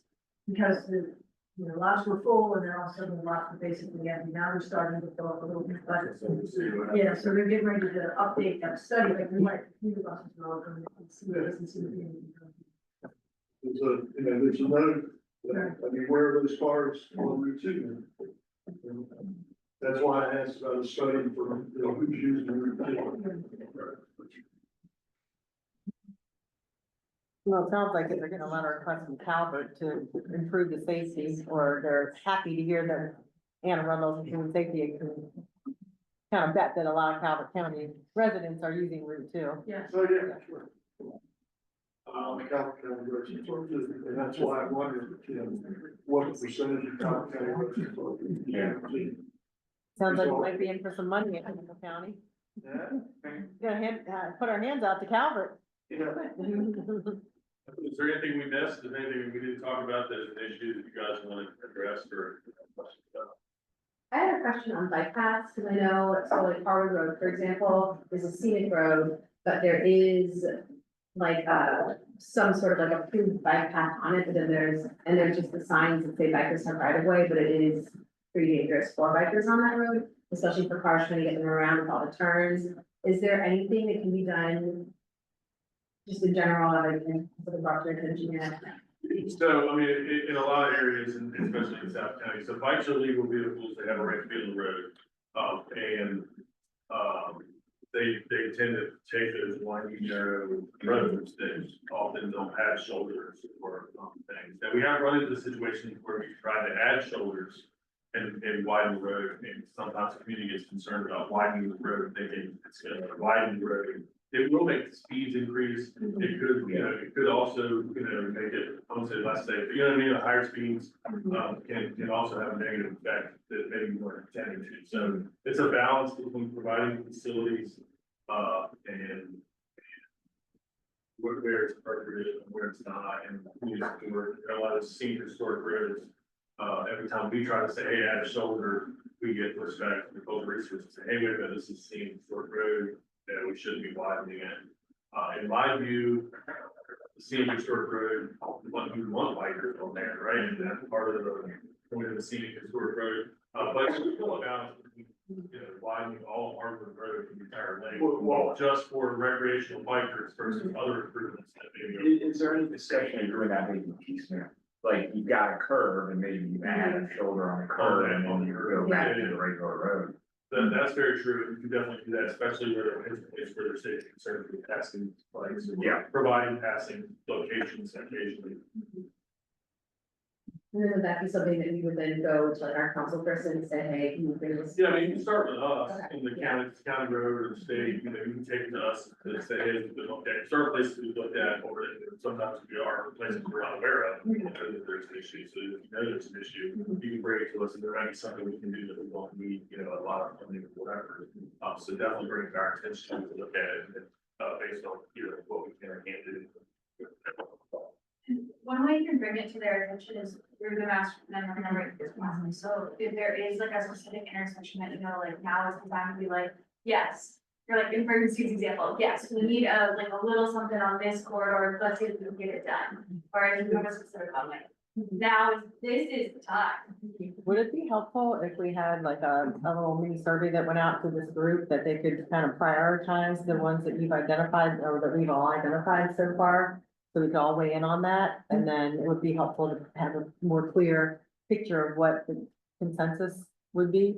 Yeah, we can absolutely, the ones we showed tonight, because that's a great point, because we're gonna give you some more survey monkeys in the future, so this is just continued practice. So I think we can absolutely create something for that.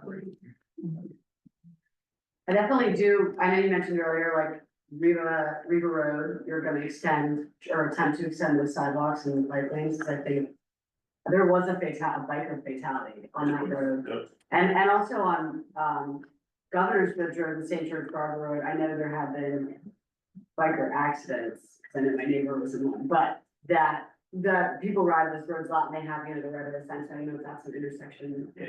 And I will tell you on that specific spot on Riva Road, there are situations where there's maybe a little bit of a rise where it's blind over it. So, you know, I mean, we could have put maybe a 50-foot shoulder in there that could have prevented that accident and not do the whole road kind of thing. Yeah, that particular location of the accident, is a big hill. Yeah. Pretty steep hill, but in fact, again, I would love to come out there and do a shoulder improvement and figure out those big hills and widen it, just like you said, in that targeted location, that seems like at this point. We have a bike commission, the county has a bike commission that looked at, one of the chairs of the committee, based on the details of the accident, which I'm not aware of, I think it was passing, or not supposed to pass. Yeah. And so, in his mind, it wasn't so much that the geometry that caused the accident as some other safety improvement, but to me, as someone who drives that all the time, just for cars, I think it could be nice too as well, because, you know, it's a little bit tight in there, and, you know, cars can cross that lines too, you know? Really clearing out the vegetation on both sides and make it feel a little bit less constricted there. I don't understand why that eases that. Well, that requires right of way, so you gotta, you know, these are regular properties, run the right of ways to the edge of the road. That one branch that sticks out. I mean, I'm surprised that trees haven't fallen and hit cars. So those are situations that I'm with you, it's in our list, but, you know, we got a lot of lists, so just need money. Will Governor's Bridge ever be fixed? So, that's kind of, I would say it's an active project, it is, you know, we added it back into the TIP just maybe last year. PG, so it's a border bridge, and there's, I think there's 2 border bridges, maybe 3, but, Prince George's manages that bridge for us, and we manage a different border bridge. And so they're responsible for that bridge, we had a couple meetings a while back, they kind of didn't want to pursue it because they had a lot of other pressing needs and money, but the community, I think, who is stepping up with the local money, and the county, that they Hillside wanted it. It's gonna be, kind of the same thing as, you know, keep the historic trust as an element of the bridge, but it's not supporting anything that's part of the store government. But yeah, they're in design, they did the planning and stuff, so they're gonna start design, but there was an issue with, the contracts of the bridge engineer, firms, and so I think they're finally working through that. It comes up every 5 years or however often the contracts are, so it's been a little bit of a delay, but it is supposed to be starting back again. And I just had a meeting on it like last month, so it's moving, but slowly. So can a county really do that, go, oh, well, we're not gonna fix the bridge, even though it's both of our bridges tough? Well, we have an agreement that says they're supposed to fix it. Yeah. But yeah, it's closed. Yeah, It's been closed for like 10 years, 7 years. But actually, a lot of people in Davidsonville like that it's closed. Yeah. It's gonna be more light. Well, if it were a walk bike bridge, that would be great, Yeah. but it's not, it's a car, a road. It's gonna be a single lane, it's a single lane now, and it's gonna remain a single. Yeah. lane. That's Um, the oldest bridge in the county.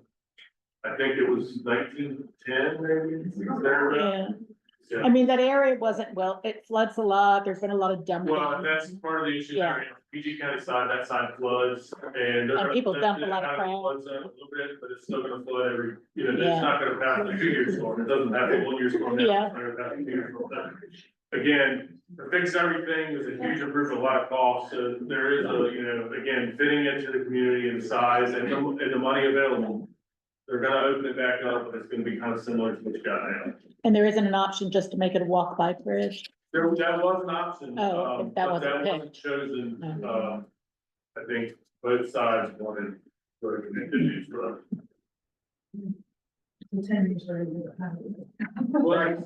Right, true, 10 years it's been closed. So, yeah, and I don't know, maybe some people are hoping to drag it out and the pressure goes away and it's not. But it's funded for design. Well, if there's no other questions, thank you both for coming and helping out with the Region 8 team. And we are right on schedule, so we can take about a 10-minute break or so. Maybe a 5-minute break, so we stay on schedule. Stretch your legs, get some food, there's restrooms. And we'll come back at 7:10. We're gonna talk about decisions. But you can also.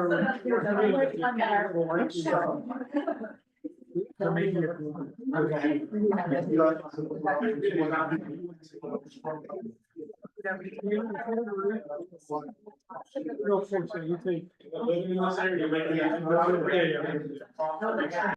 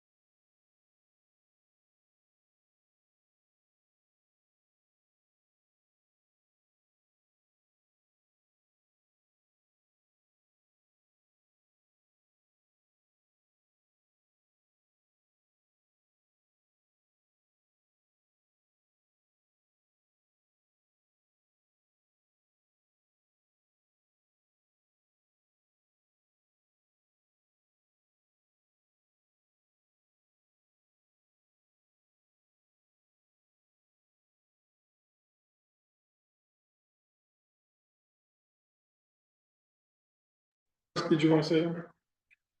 Are Yeah, we're good. Okay. So, Mimi actually had a great question for Ryan before he walked out the door on the East Coast Greenway. We spoke about that yeah. before. Yeah. And this group had mentioned like, hey, the East Coast Greenway has these signs, 20 people go on these kind of narrow roads, it seems unsafe. The county has actually been working on, with spoke to Mark and the advocate for that to relocate it. If you might have heard, the county did a big project with Prince George's to build a bridge, at the end of the WBNA by Overton to cross over the exit and hook up the trails over in Prince George's and then down to DC. Hoping it's gonna get officially open here in the next couple months, and that will now be the new route, the East Coast Greenway will go up there versus coming down here. Now, that'll mean, I think some signs on the side of it saying ECG will actually be, if they haven't already come down, they will be moving. Of course, the bikers will still be coming through there because they're used to it, but at least they won't be promoted as, hey, this is that, big East Coast Greenway route. Yeah, I met somebody who lives in Davidsonville who every year does I think I talked about this, does the Pittsburgh to DC. But he does it all the way to Davidsonville. And it's the last 2 miles to get to his house, but he has to have his wife pick him up. But I'm like, I want to find out how did he do it to get that close. From, cause I said, well, you're driving on, 214 or something, he's like, no, there are ways to do it. All right, so wrapping up with the transportation, moving on to the vision, before I get into what I just handed out to y'all, I think it's important to understand what the purpose of a vision statement is and kind of like how it's created and, just the overall idea of what a vision is. I know, I think there's about, 18 people in the room, we probably have about 18 different ideas of what a vision statement is, it could be, it should be. So what I looked at was the American Planning Association, APA, they have a couple different documents, and one of their documents state that visioning is a community activity intended to produce a common vision, accompanied by goals for the future. Ideally, it is broadly based and highly inclusive in order to achieve at least widespread buy-in among the various stakeholders and subgroups within the community. And the three that we presented to you all were my staff, based on the comments we heard from you, heard from the public, and try to mesh all that together to create a version that was exactly what I just read, but for Region 8. And as you can see, 3 different people wrote 3 different vision statements. While there may be similarities, they were still different in sense. So moving forward, what I passed out to you just now, this is very similar to what I emailed you, I think yesterday, is a breakdown of the survey monkey that each of you took, or 13 of you took, for your opinions on our draft statements. It goes from option 2, which received the most amount of buy-in, option 1, and then option 3. Then option 4 was none of the above, and 1 person voted for that. While the top 3 are pretty equal, it was interesting from my point of view, and I think staff's point of view, because this is our 3rd time doing it within the 3 years, and it's never been this close for all 3. So it's either for whatever reason, it was interesting to see that, and I think that's really gonna help with conversation tonight. But if you weren't married to any one of these three, or if you like bits and pieces of each, but not any one of these felt how you feel about Region 8, that's perfectly okay. That's why we're here tonight, to kind of hammer this out and ideally, hopefully create a finalized vision that we can move forward with, or at least a better direction for us to kind of retry and send it back out for you. And then the back pieces were the comments. One thing that staff really tries to do and pride ourselves on is being transparent. We want to make sure everything is as transparent as possible. So the comments back there were comments written by you all. Those were comments that, the very last question of the Survey Monkey was, oh, do you have any comments? What did you select? This is exactly what each of you wrote. So look that over if you haven't done so already, and consider that as we begin to talk. So if we want to go for the one that received the most amount of buy-in, or here are the results for everybody. This is again, taken off that sheet I sent you yesterday. Again, option 4 is none of the above. Next. So this was option number 2. This is the one that received the most amount of votes. About 38% received it. So if you want to take a minute to kind of look these over, I'll step back and you just review all 3 firms. So, Eric, how much do these differ from what other regions that we use? That's a great question. So, I will say, I worked on Region 4, which is basically the Pasadena through the Broad Neck area, right along Route 2, and then I did Region 9, which is the other half of South County. Region 4, it was a little more brief, a little more, broad overview. It still gave some good ideas of how Region 4 wanted to move forward, but it was shorter. Region 9 was a much longer paragraph section. So it really kind of, and there's a lot of ideas put into that. And while I think both are great statements for the region, it just kind of depends what this group wants. Do you want something a little more brief and let the plan do the talking essentially? Or do you kind of want everything up front and have a big paragraph right up here?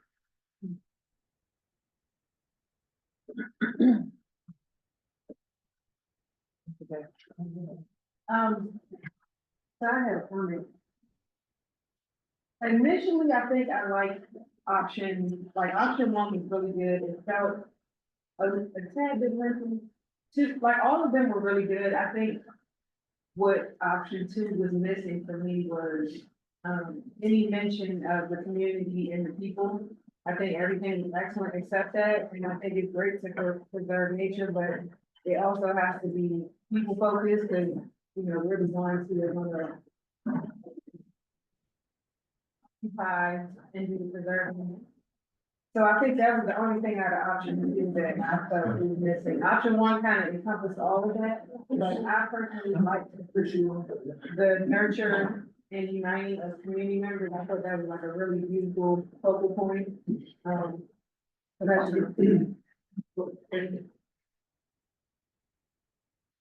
One thing I would, to build off of that, to really like off these is, when you think about your vision for Region 8, what are 3 big words or 3 big phrases that come to mind?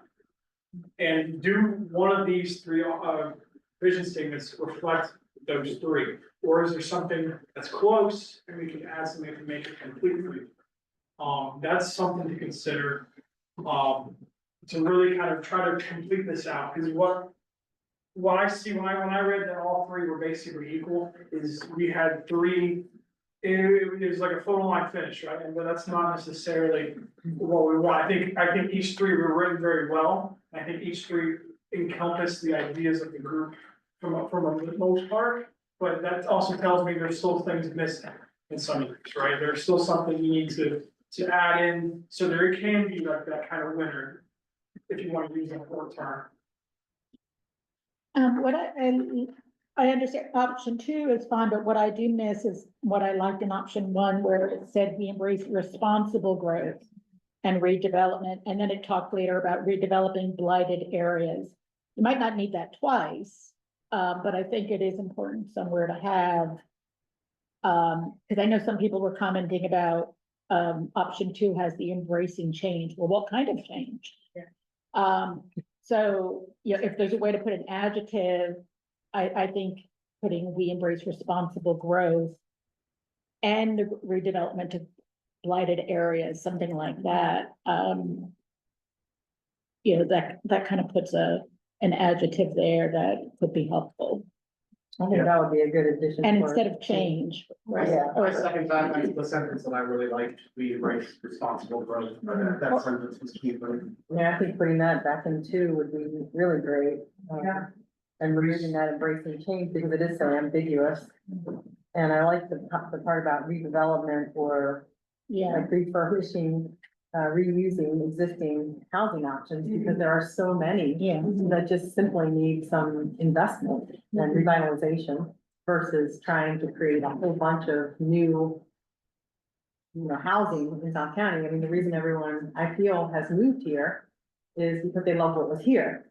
And if we continue to promote growth and change, it's not gonna be the reason, it's not gonna be what it was when so many other people at the table decided to move here.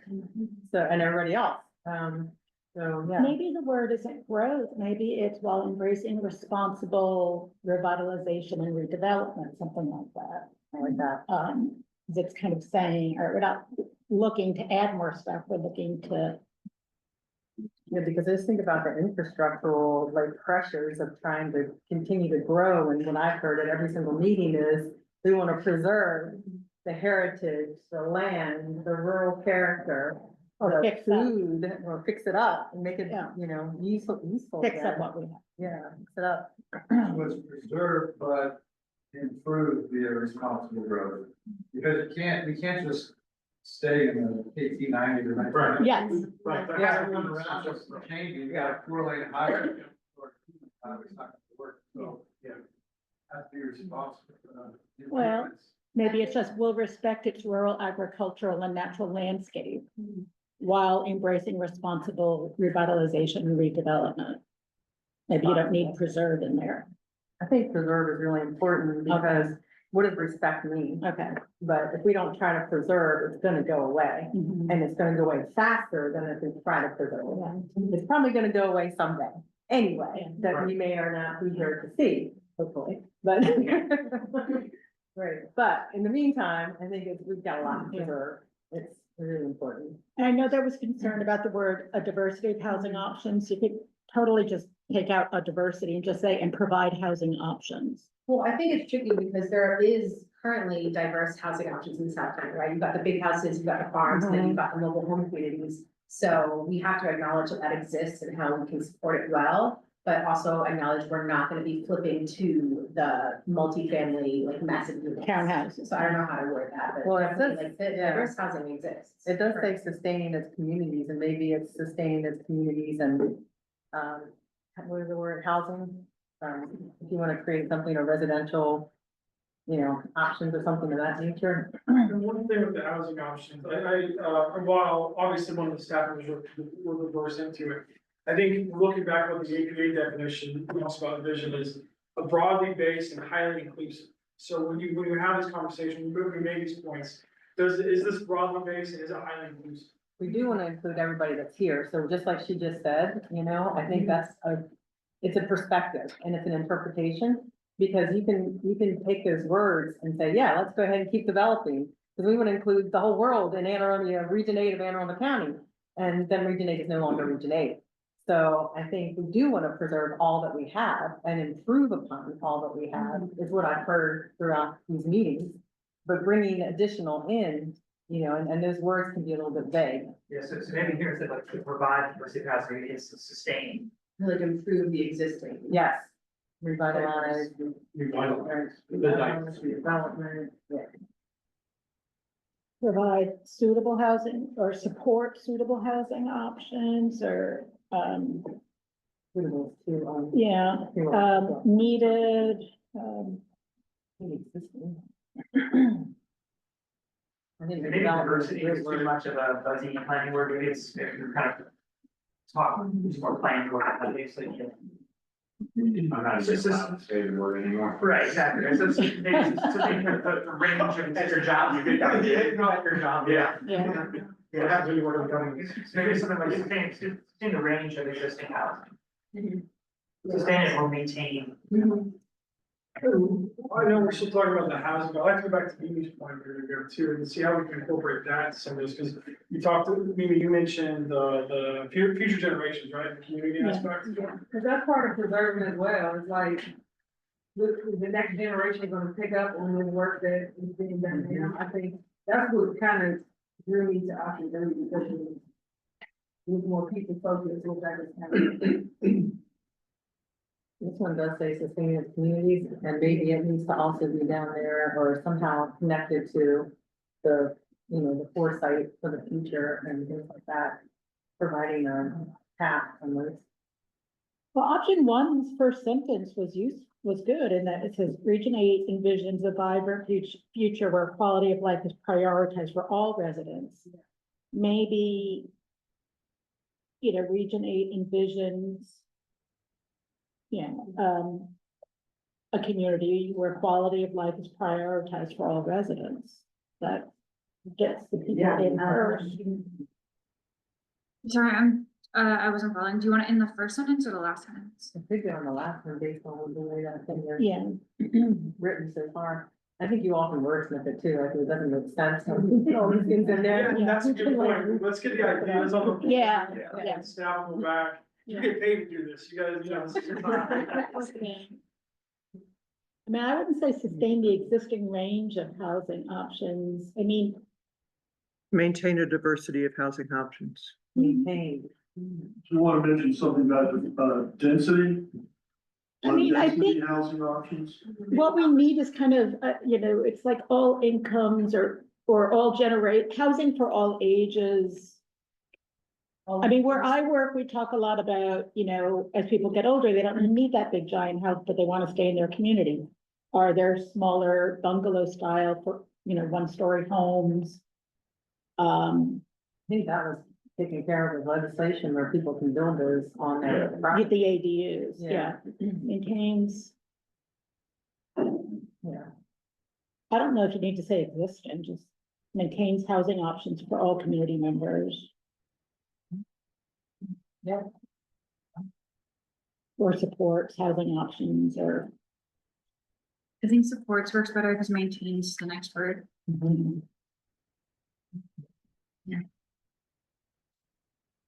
One thing I found missing from option 2, which is in both option 1 and option 3, is a mention of local businesses. And I think Yeah. that's important. I mean, we're sitting in a local business tonight. Yeah, but, right. Yeah, you know, the last thing we want is all these chain stores coming in. Right. yeah, you had thriving local businesses was in option one, that's a good. And you yeah, put it in yeah, first three, sentence, it's okay. worded different, yeah. Yeah. Respecting for service, rural, agricultural, small local businesses, I mean. Yeah, I think if you have, you know, where we talk about revitalized vacant commercial areas, maybe immediately following, the disposal of businesses, sizable businesses, Encourage local businesses. Yeah. Royal Farms is doing it, man.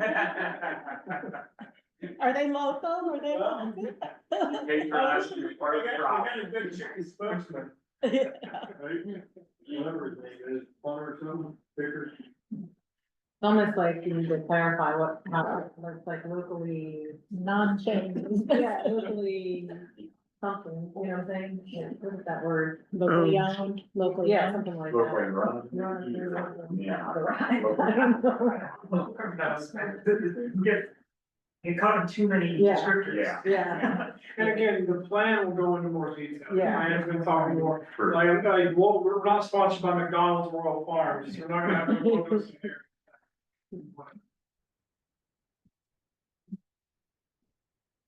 Is there terminology for that? Like where you know, some communities are like, no, we don't want the fast food chains, we don't want the big box stores, like, Yeah. how do you describe that? I mean, some communities have adopted codes that do specifically prohibit chain stores. I haven't dove into how to legally do that or where it's. Yeah, It's very difficult, I think, Yeah. especially maybe in this county, it's difficult to Yeah. accomplish. I mean, again, that's often exploring, but when we get to the zoning conversation. Right. Yeah. Yeah, but I just wonder what the phrase is to. I slid in the change in the last sentence, trying to go back to Mimi's point and the point of really liking the, some of the introductory language in option 1. I don't know what I was pulling from, but if it doesn't make sense, I can delete it. If people think it adds, I can keep it. You're gonna send these out one more time, right, for everybody, at least one more time? Yeah. Could you blow that up a little bit, Jessica? Yeah. Rural has been the word that has been repeated and repeated and Yeah. repeated, and I think that starting the vision statement with Yeah, rural and ending it with rural drives that point home. I think that's a very good point in the whole Deep South County rule, like it's everywhere, right? I think you can't shy away from it, we're not trying to shy. It also pulls back in Mimi's idea of like making it be more community focused, by adding that word back in. So funny, when I first, when, Stuart Pittman, we were just down the road from here, at Wyvery Farm, when we had, I think the agritourism, legislation had just passed, and there was a, press release in there, and the current county executive was Steve Shu. And Stuart Pittman and I served on the agricultural commission. And at that moment, he came up to me and said, hey, I'm gonna run for, county executive, not county council. Because he had told me that he was gonna run for county council. And I was like, wow. And he said, I'm gonna run on a ticket of zero development. And I said, zero development? And Stuart, this is the fastest growing county in the state.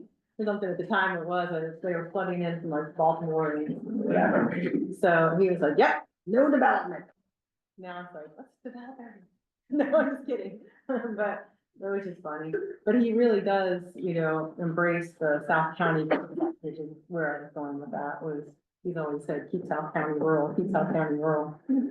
So. what we don't have in here, that we talked about adding, is there's no residents, like we talked about adding people. That was in option 1, and quality of life life is prioritized for all residents.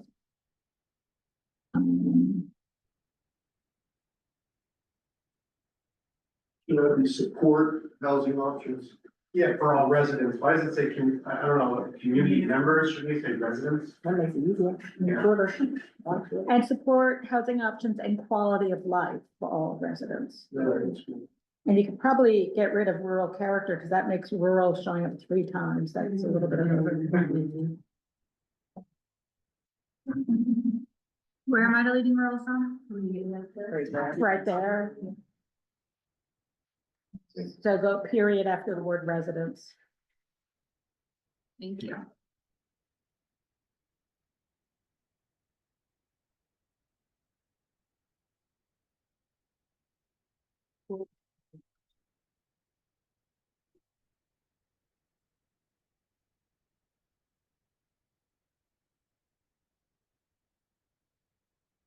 It should be opportunities, comma, support housing options. And.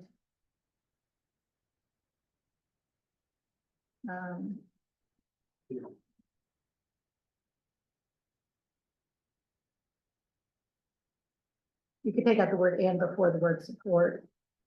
Thank you.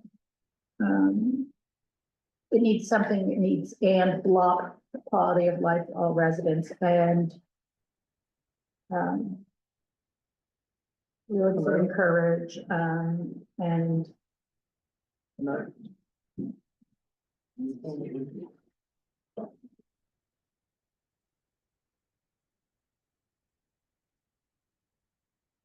Maybe it's while maintaining quality of life for all residents. There's a problem and Yeah. in that thing. I agree.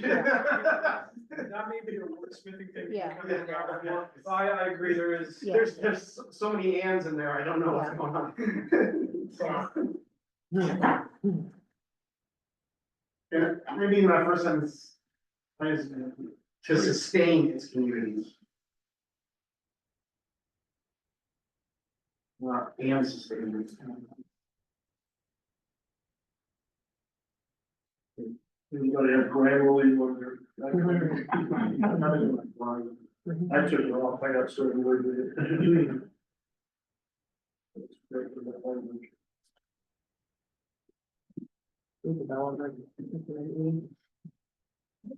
You could just have artificial intelligence run this for us. No, we will not. Yeah. So Jessica, you just need to plan out, increase recreational opportunities and support housing options while maintaining Yeah. a good quality of life or That's what. a healthy, sustainable, affordable, whatever. And the comma stays between options a lot. Everybody, No, no? One thing I might suggest yeah, is the last sentence, it states the promise of the vision is a place. Yeah. I think the Yeah. promise of Region 8, because the vision is only a portion of Yeah. the plan, but the Region 8 is the entire. What do we promise? I don't know. I don't like the promise. Region 8 is a place, You can't yeah. promise anything. Right. Yeah. The Region 8. The last sentence might just be kind of. Yeah. Do you even need it? Get rid of it. I don't Yeah. know. I think just drop it. Simplify. Yeah. I like it. Yeah. I think we have said it already. Yeah. It's repeating everything that's above it. Yeah, it's just making a statement. Yeah. So then, if we take that out It's right now. and we look at what's left, let's not focus on what's there, let's focus on, is anything missing? Yeah. Yeah. What does respect mean here? I mean, I know what respect means, but is that, what is that? Is that an action word or? Like, is it just telling people that they're supposed to respect the rural agricultural and natural landscape? I suggest maybe you delete it, just say you'll preserve it. Yeah. Is there a substitute word for a healthy quality? I know it's gonna. Yeah, I. Vibrant, vibrant maybe, yeah. Yeah, I was gonna ask, because a lot of people still like option one, and it says envisions a vibrant future where quality of life is prioritized for all residents. Yeah. Maybe that's better than like, yeah, While prioritizing the quality of, be vibrant. Yeah, while prioritizing. not maintaining, but prioritizing Yeah, that's weird, yeah. the quality of life. Whatever anyone's definition of, what do I consider quality of life? What do you consider quality of, but prioritizing the quality of life for each individual. For all residents. While prioritizing a positive quality of life. What was the word there? Was it vibrant? Vibrant. Yeah. Vibrant. I don't know. I don't know, I don't think of us as vibrant. I'm looking at a bunch of gray-haired old farmers who are not gonna be looking for vibrant quality of life. They're gonna want a quality, they wanna know that their quality of life is being prioritized. They don't want it to be defined by somebody else. Sorry, I'm married to one. No, that's good, that's a fair point. One thing I would maybe suggest is, Oh. while we're talking, looking this over, is find your comments that you've Yeah. left. Is your comment now addressed? Yeah. And if not, how can we address it? I love preserve, not improve. Well, I have a suggestion for quality of life, it could go up higher. To sustain, it just let it go, and the quality of life of all residents, put it up there. ChatGPT basically does the same thing. To sustain its communities and the quality of life for all residents. Did you plug in a chat? That's the same thing. You know, it adds thoughtful planning and community engagement, sustain Region 8 as a model for balance, rural living in the county. You want to read the whole thing? Diversity of housing options, ensuring inclusivity while maintaining the area's unique identity by prioritizing open space, environmental stewardship and recreational opportunities. We strive to create a vibrant and resilient community where residents can live, work, and play in a setting that respects our heritage and enhances our quality of life. It read all the time. It's got all the buzzwords you need. Is that nine? They're not my Missing like profession. a couple other ones. I wrote that myself. Oh, that's good. Should there be anything here, somebody said the word resilience about, do we need something about, kind of the environment and sustainability and all that stuff? Farmers are the No, we said biggest natural conservationists. Yeah. I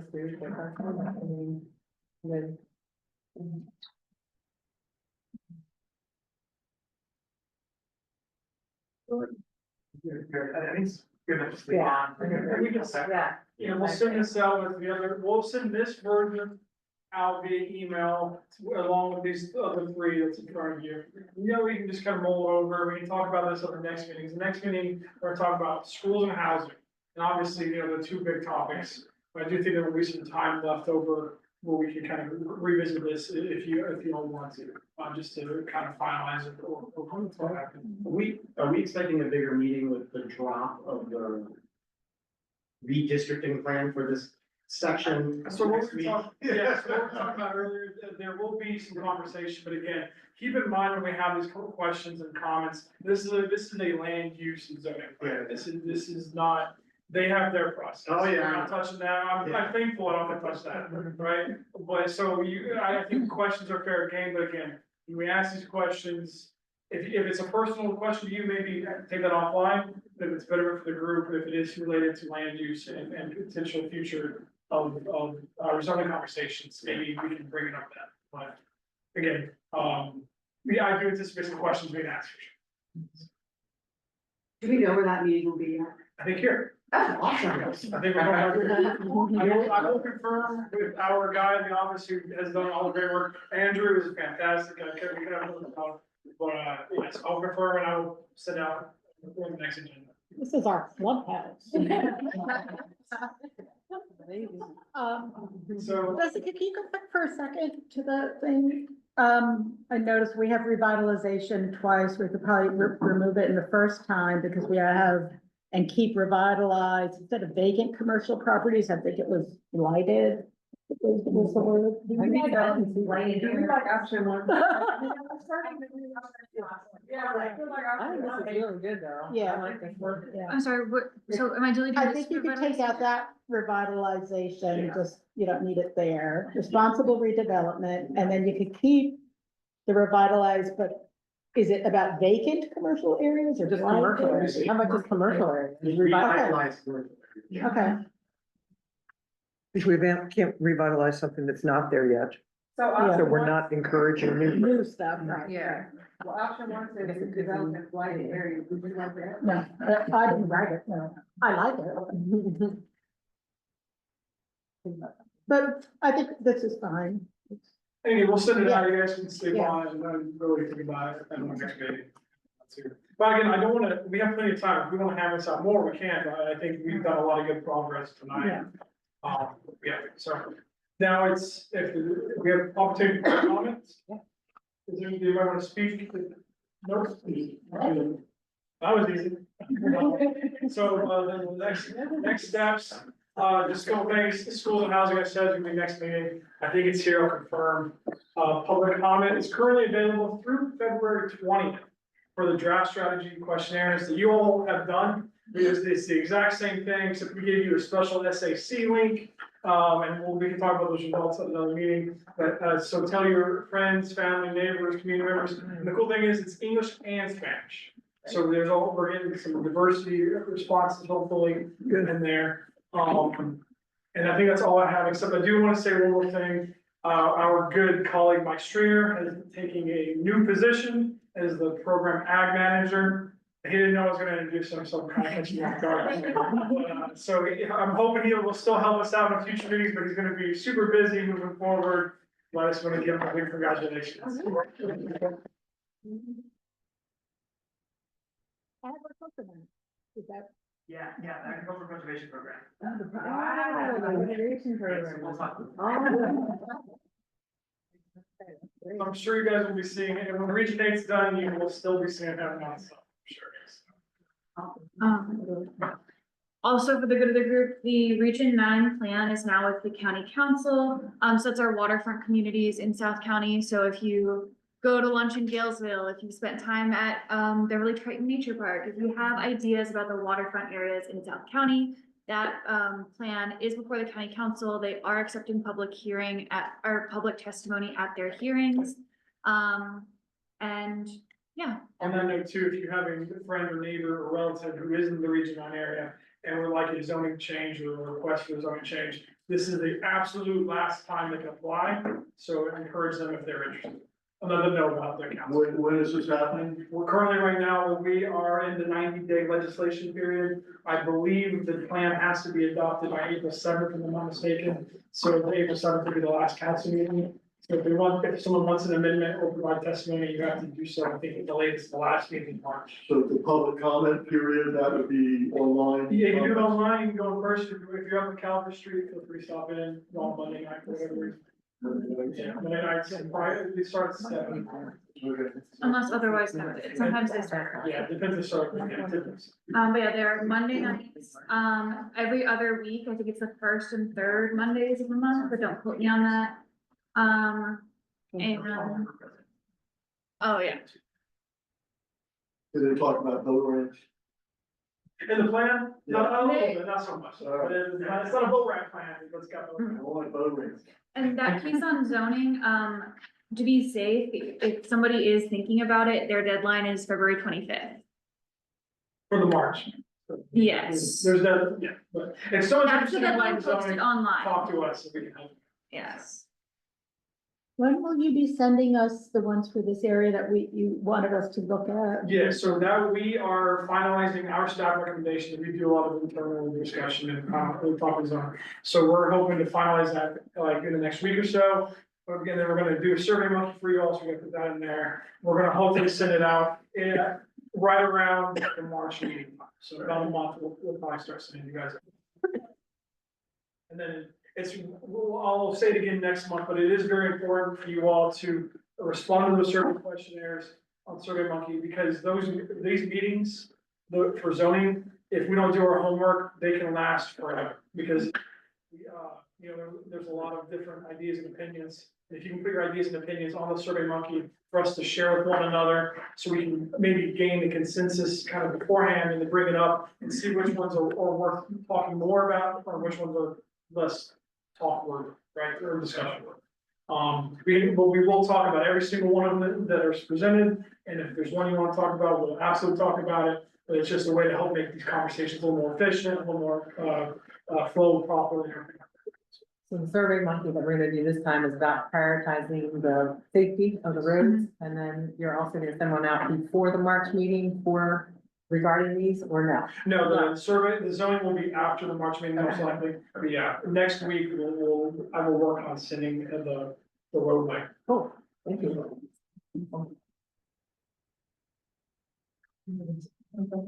So the other survey that you sent out along with the vision one, is that what you just mentioned they were talking about at the next meeting? No, so if there's time, we may talk about the strategies at the next meeting, but that was just for us as staff to understand. We'll revisit the strategies with you before we wrap all this up. We're far from done with that. But that was just our way to get for us to understand your thoughts on the environment strategies. We have other sections of strategies coming, and you guys will be doing the same thing for those, but we just wanted to kind of get this wrapped up a little bit so we can move on to the next. Yeah. Okay, I'm interested about the deer overpopulation that you guys asked about. I didn't know how to answer that, so I want to see what. Sure. Well, yeah, if you have specific questions, you can call me and I can tell you. Do you know about it or not? No, I'm like, I don't know what to say. What are you guys planning to do with it if we say yes? People. Yeah. Yeah, because here's the problem is they're eating all the agricultural crop. And so your vegetables that you want to eat, you can't eat because the deer eat them, number one. Number two, they're a safety hazard because people hit them and get hurt, sometimes fatally. And number three, it's a very poor ecological management. Yeah, they're We have- essentially unchecked. There, you have tyranny and you have the Lyme disease, you have Bartonella, Babesia, I've had all of those. And they're fatal. So, you know, the deer are overpopulated because we have taken their land. Exactly. But before that, when it was all rural down here, we didn't have this many deer here. And that was also because of surrounding areas. So the deer population has gone unchecked because we have less hunters and they don't have predators. We are the only predator. So if you look at an ecological system, you have to change, food chain. It's the way it is in nature. It's not me making it up, it's not because I do or don't eat meat. It has nothing to do with that. It's all about the environment. And it's about us trying to create an ecologically balanced system for, We're gonna hold up more hunting. we need to. Is there any deer birth control if they could, like, put? Well, the strategy is to, so that, a lot of people have been questioning it, not just you, I was at an event at Lothian Elementary School and every single person who did the survey that night was like, what is this? So the strategy is written as explore innovative ways to address the overpopulation. So deer birth control, that's an innovative way. One of the things I heard at the Ag Commission was, we got a lot of local farmers down here. Is anybody interested in selling venison? So it's explore innovative ways. You'll see as we go through this whole process that sometimes strategies are a little intentionally vague like that to create wiggle room for, okay, well, what can we possibly do? So it's written in there, the deer overpopulation is a problem. Now we're gonna explore the innovative ways to do it. You guys don't have to come up with the innovative ways. I'll add one to that. The Parks Department does have a deer sharpshooting effort that they go through some larger parks. A couple days a year, they'll call deer as well. But management on private land, going to hunters, what their bag limits are. So there's also state efforts to see increase that, and find opportunities to be able to, do this during the pandemic, have kind of additional bonuses for folks to be able to, take the deer, get a butcher and bring it into the food bank. To sustain folks. And to add to, Anne's comment about the economic impacts too, in forest ecology, they often say that a lot of forests looking at the East Coast are standing dead forests. Because there's no regeneration, because those young trees are all being put around 5 years. When you look through the forest, you don't see trees that are year plant, they're all old guys that are 56 years old before this problem is there. It is a major issue across the whole. Yeah, and there is a program, we don't have a very robust one left in our South County where you have hunters feeding the hungry. And that was started by a gentleman who stopped on the side of the road when this family, this single mom with her children, were taking roadkill off of the road to feed her family because she didn't have food. So he started the program to not have to have people who couldn't feed their family picking up roadkill, but to give them a fresh harvested venison. And so whether I eat that or not, it's not about that. It's about the overpopulation and it's about feeding the hungry. And so it's a really wonderful program and hunters can take it to certain processing areas. That's the problem, is we don't have any of those anymore in this county. We have to drive. So if you have a hunter, they have to drive 45 minutes sometimes just to donate it. So not only did they take their time to help create a better ecological system, but now they're doing things in the field and then they have to take it to the place, and it could be a 3 to 4 hour out of somebody's day who doesn't really have the time or the money to do that, but they're doing it because we're trying, people are trying to balance the ecosystem and feed the hungry. So that's my personal experience with it, from many different facets. But in some parts of the county, I mean, it's not even safe to hunt. You might have roads behind your house, but Exactly. somebody else's house. That's right. Yeah. That's also. That's why birth control. Then you eat the birth control. I don't want to eat birth No. control. Then they don't have babies. Yeah, but you're hardest one that got the birth control. Maybe they get tagged that they're on. That's a good birth one. control. Explore ideas. Unless there's anything else you guys want to talk about tonight, that's all we have. So we just need a motion to close and. We have a motion to close the meeting. Motion. And then second? Second, all in favor? Thank you so much. Thank you, Eric. You all. Oh, no.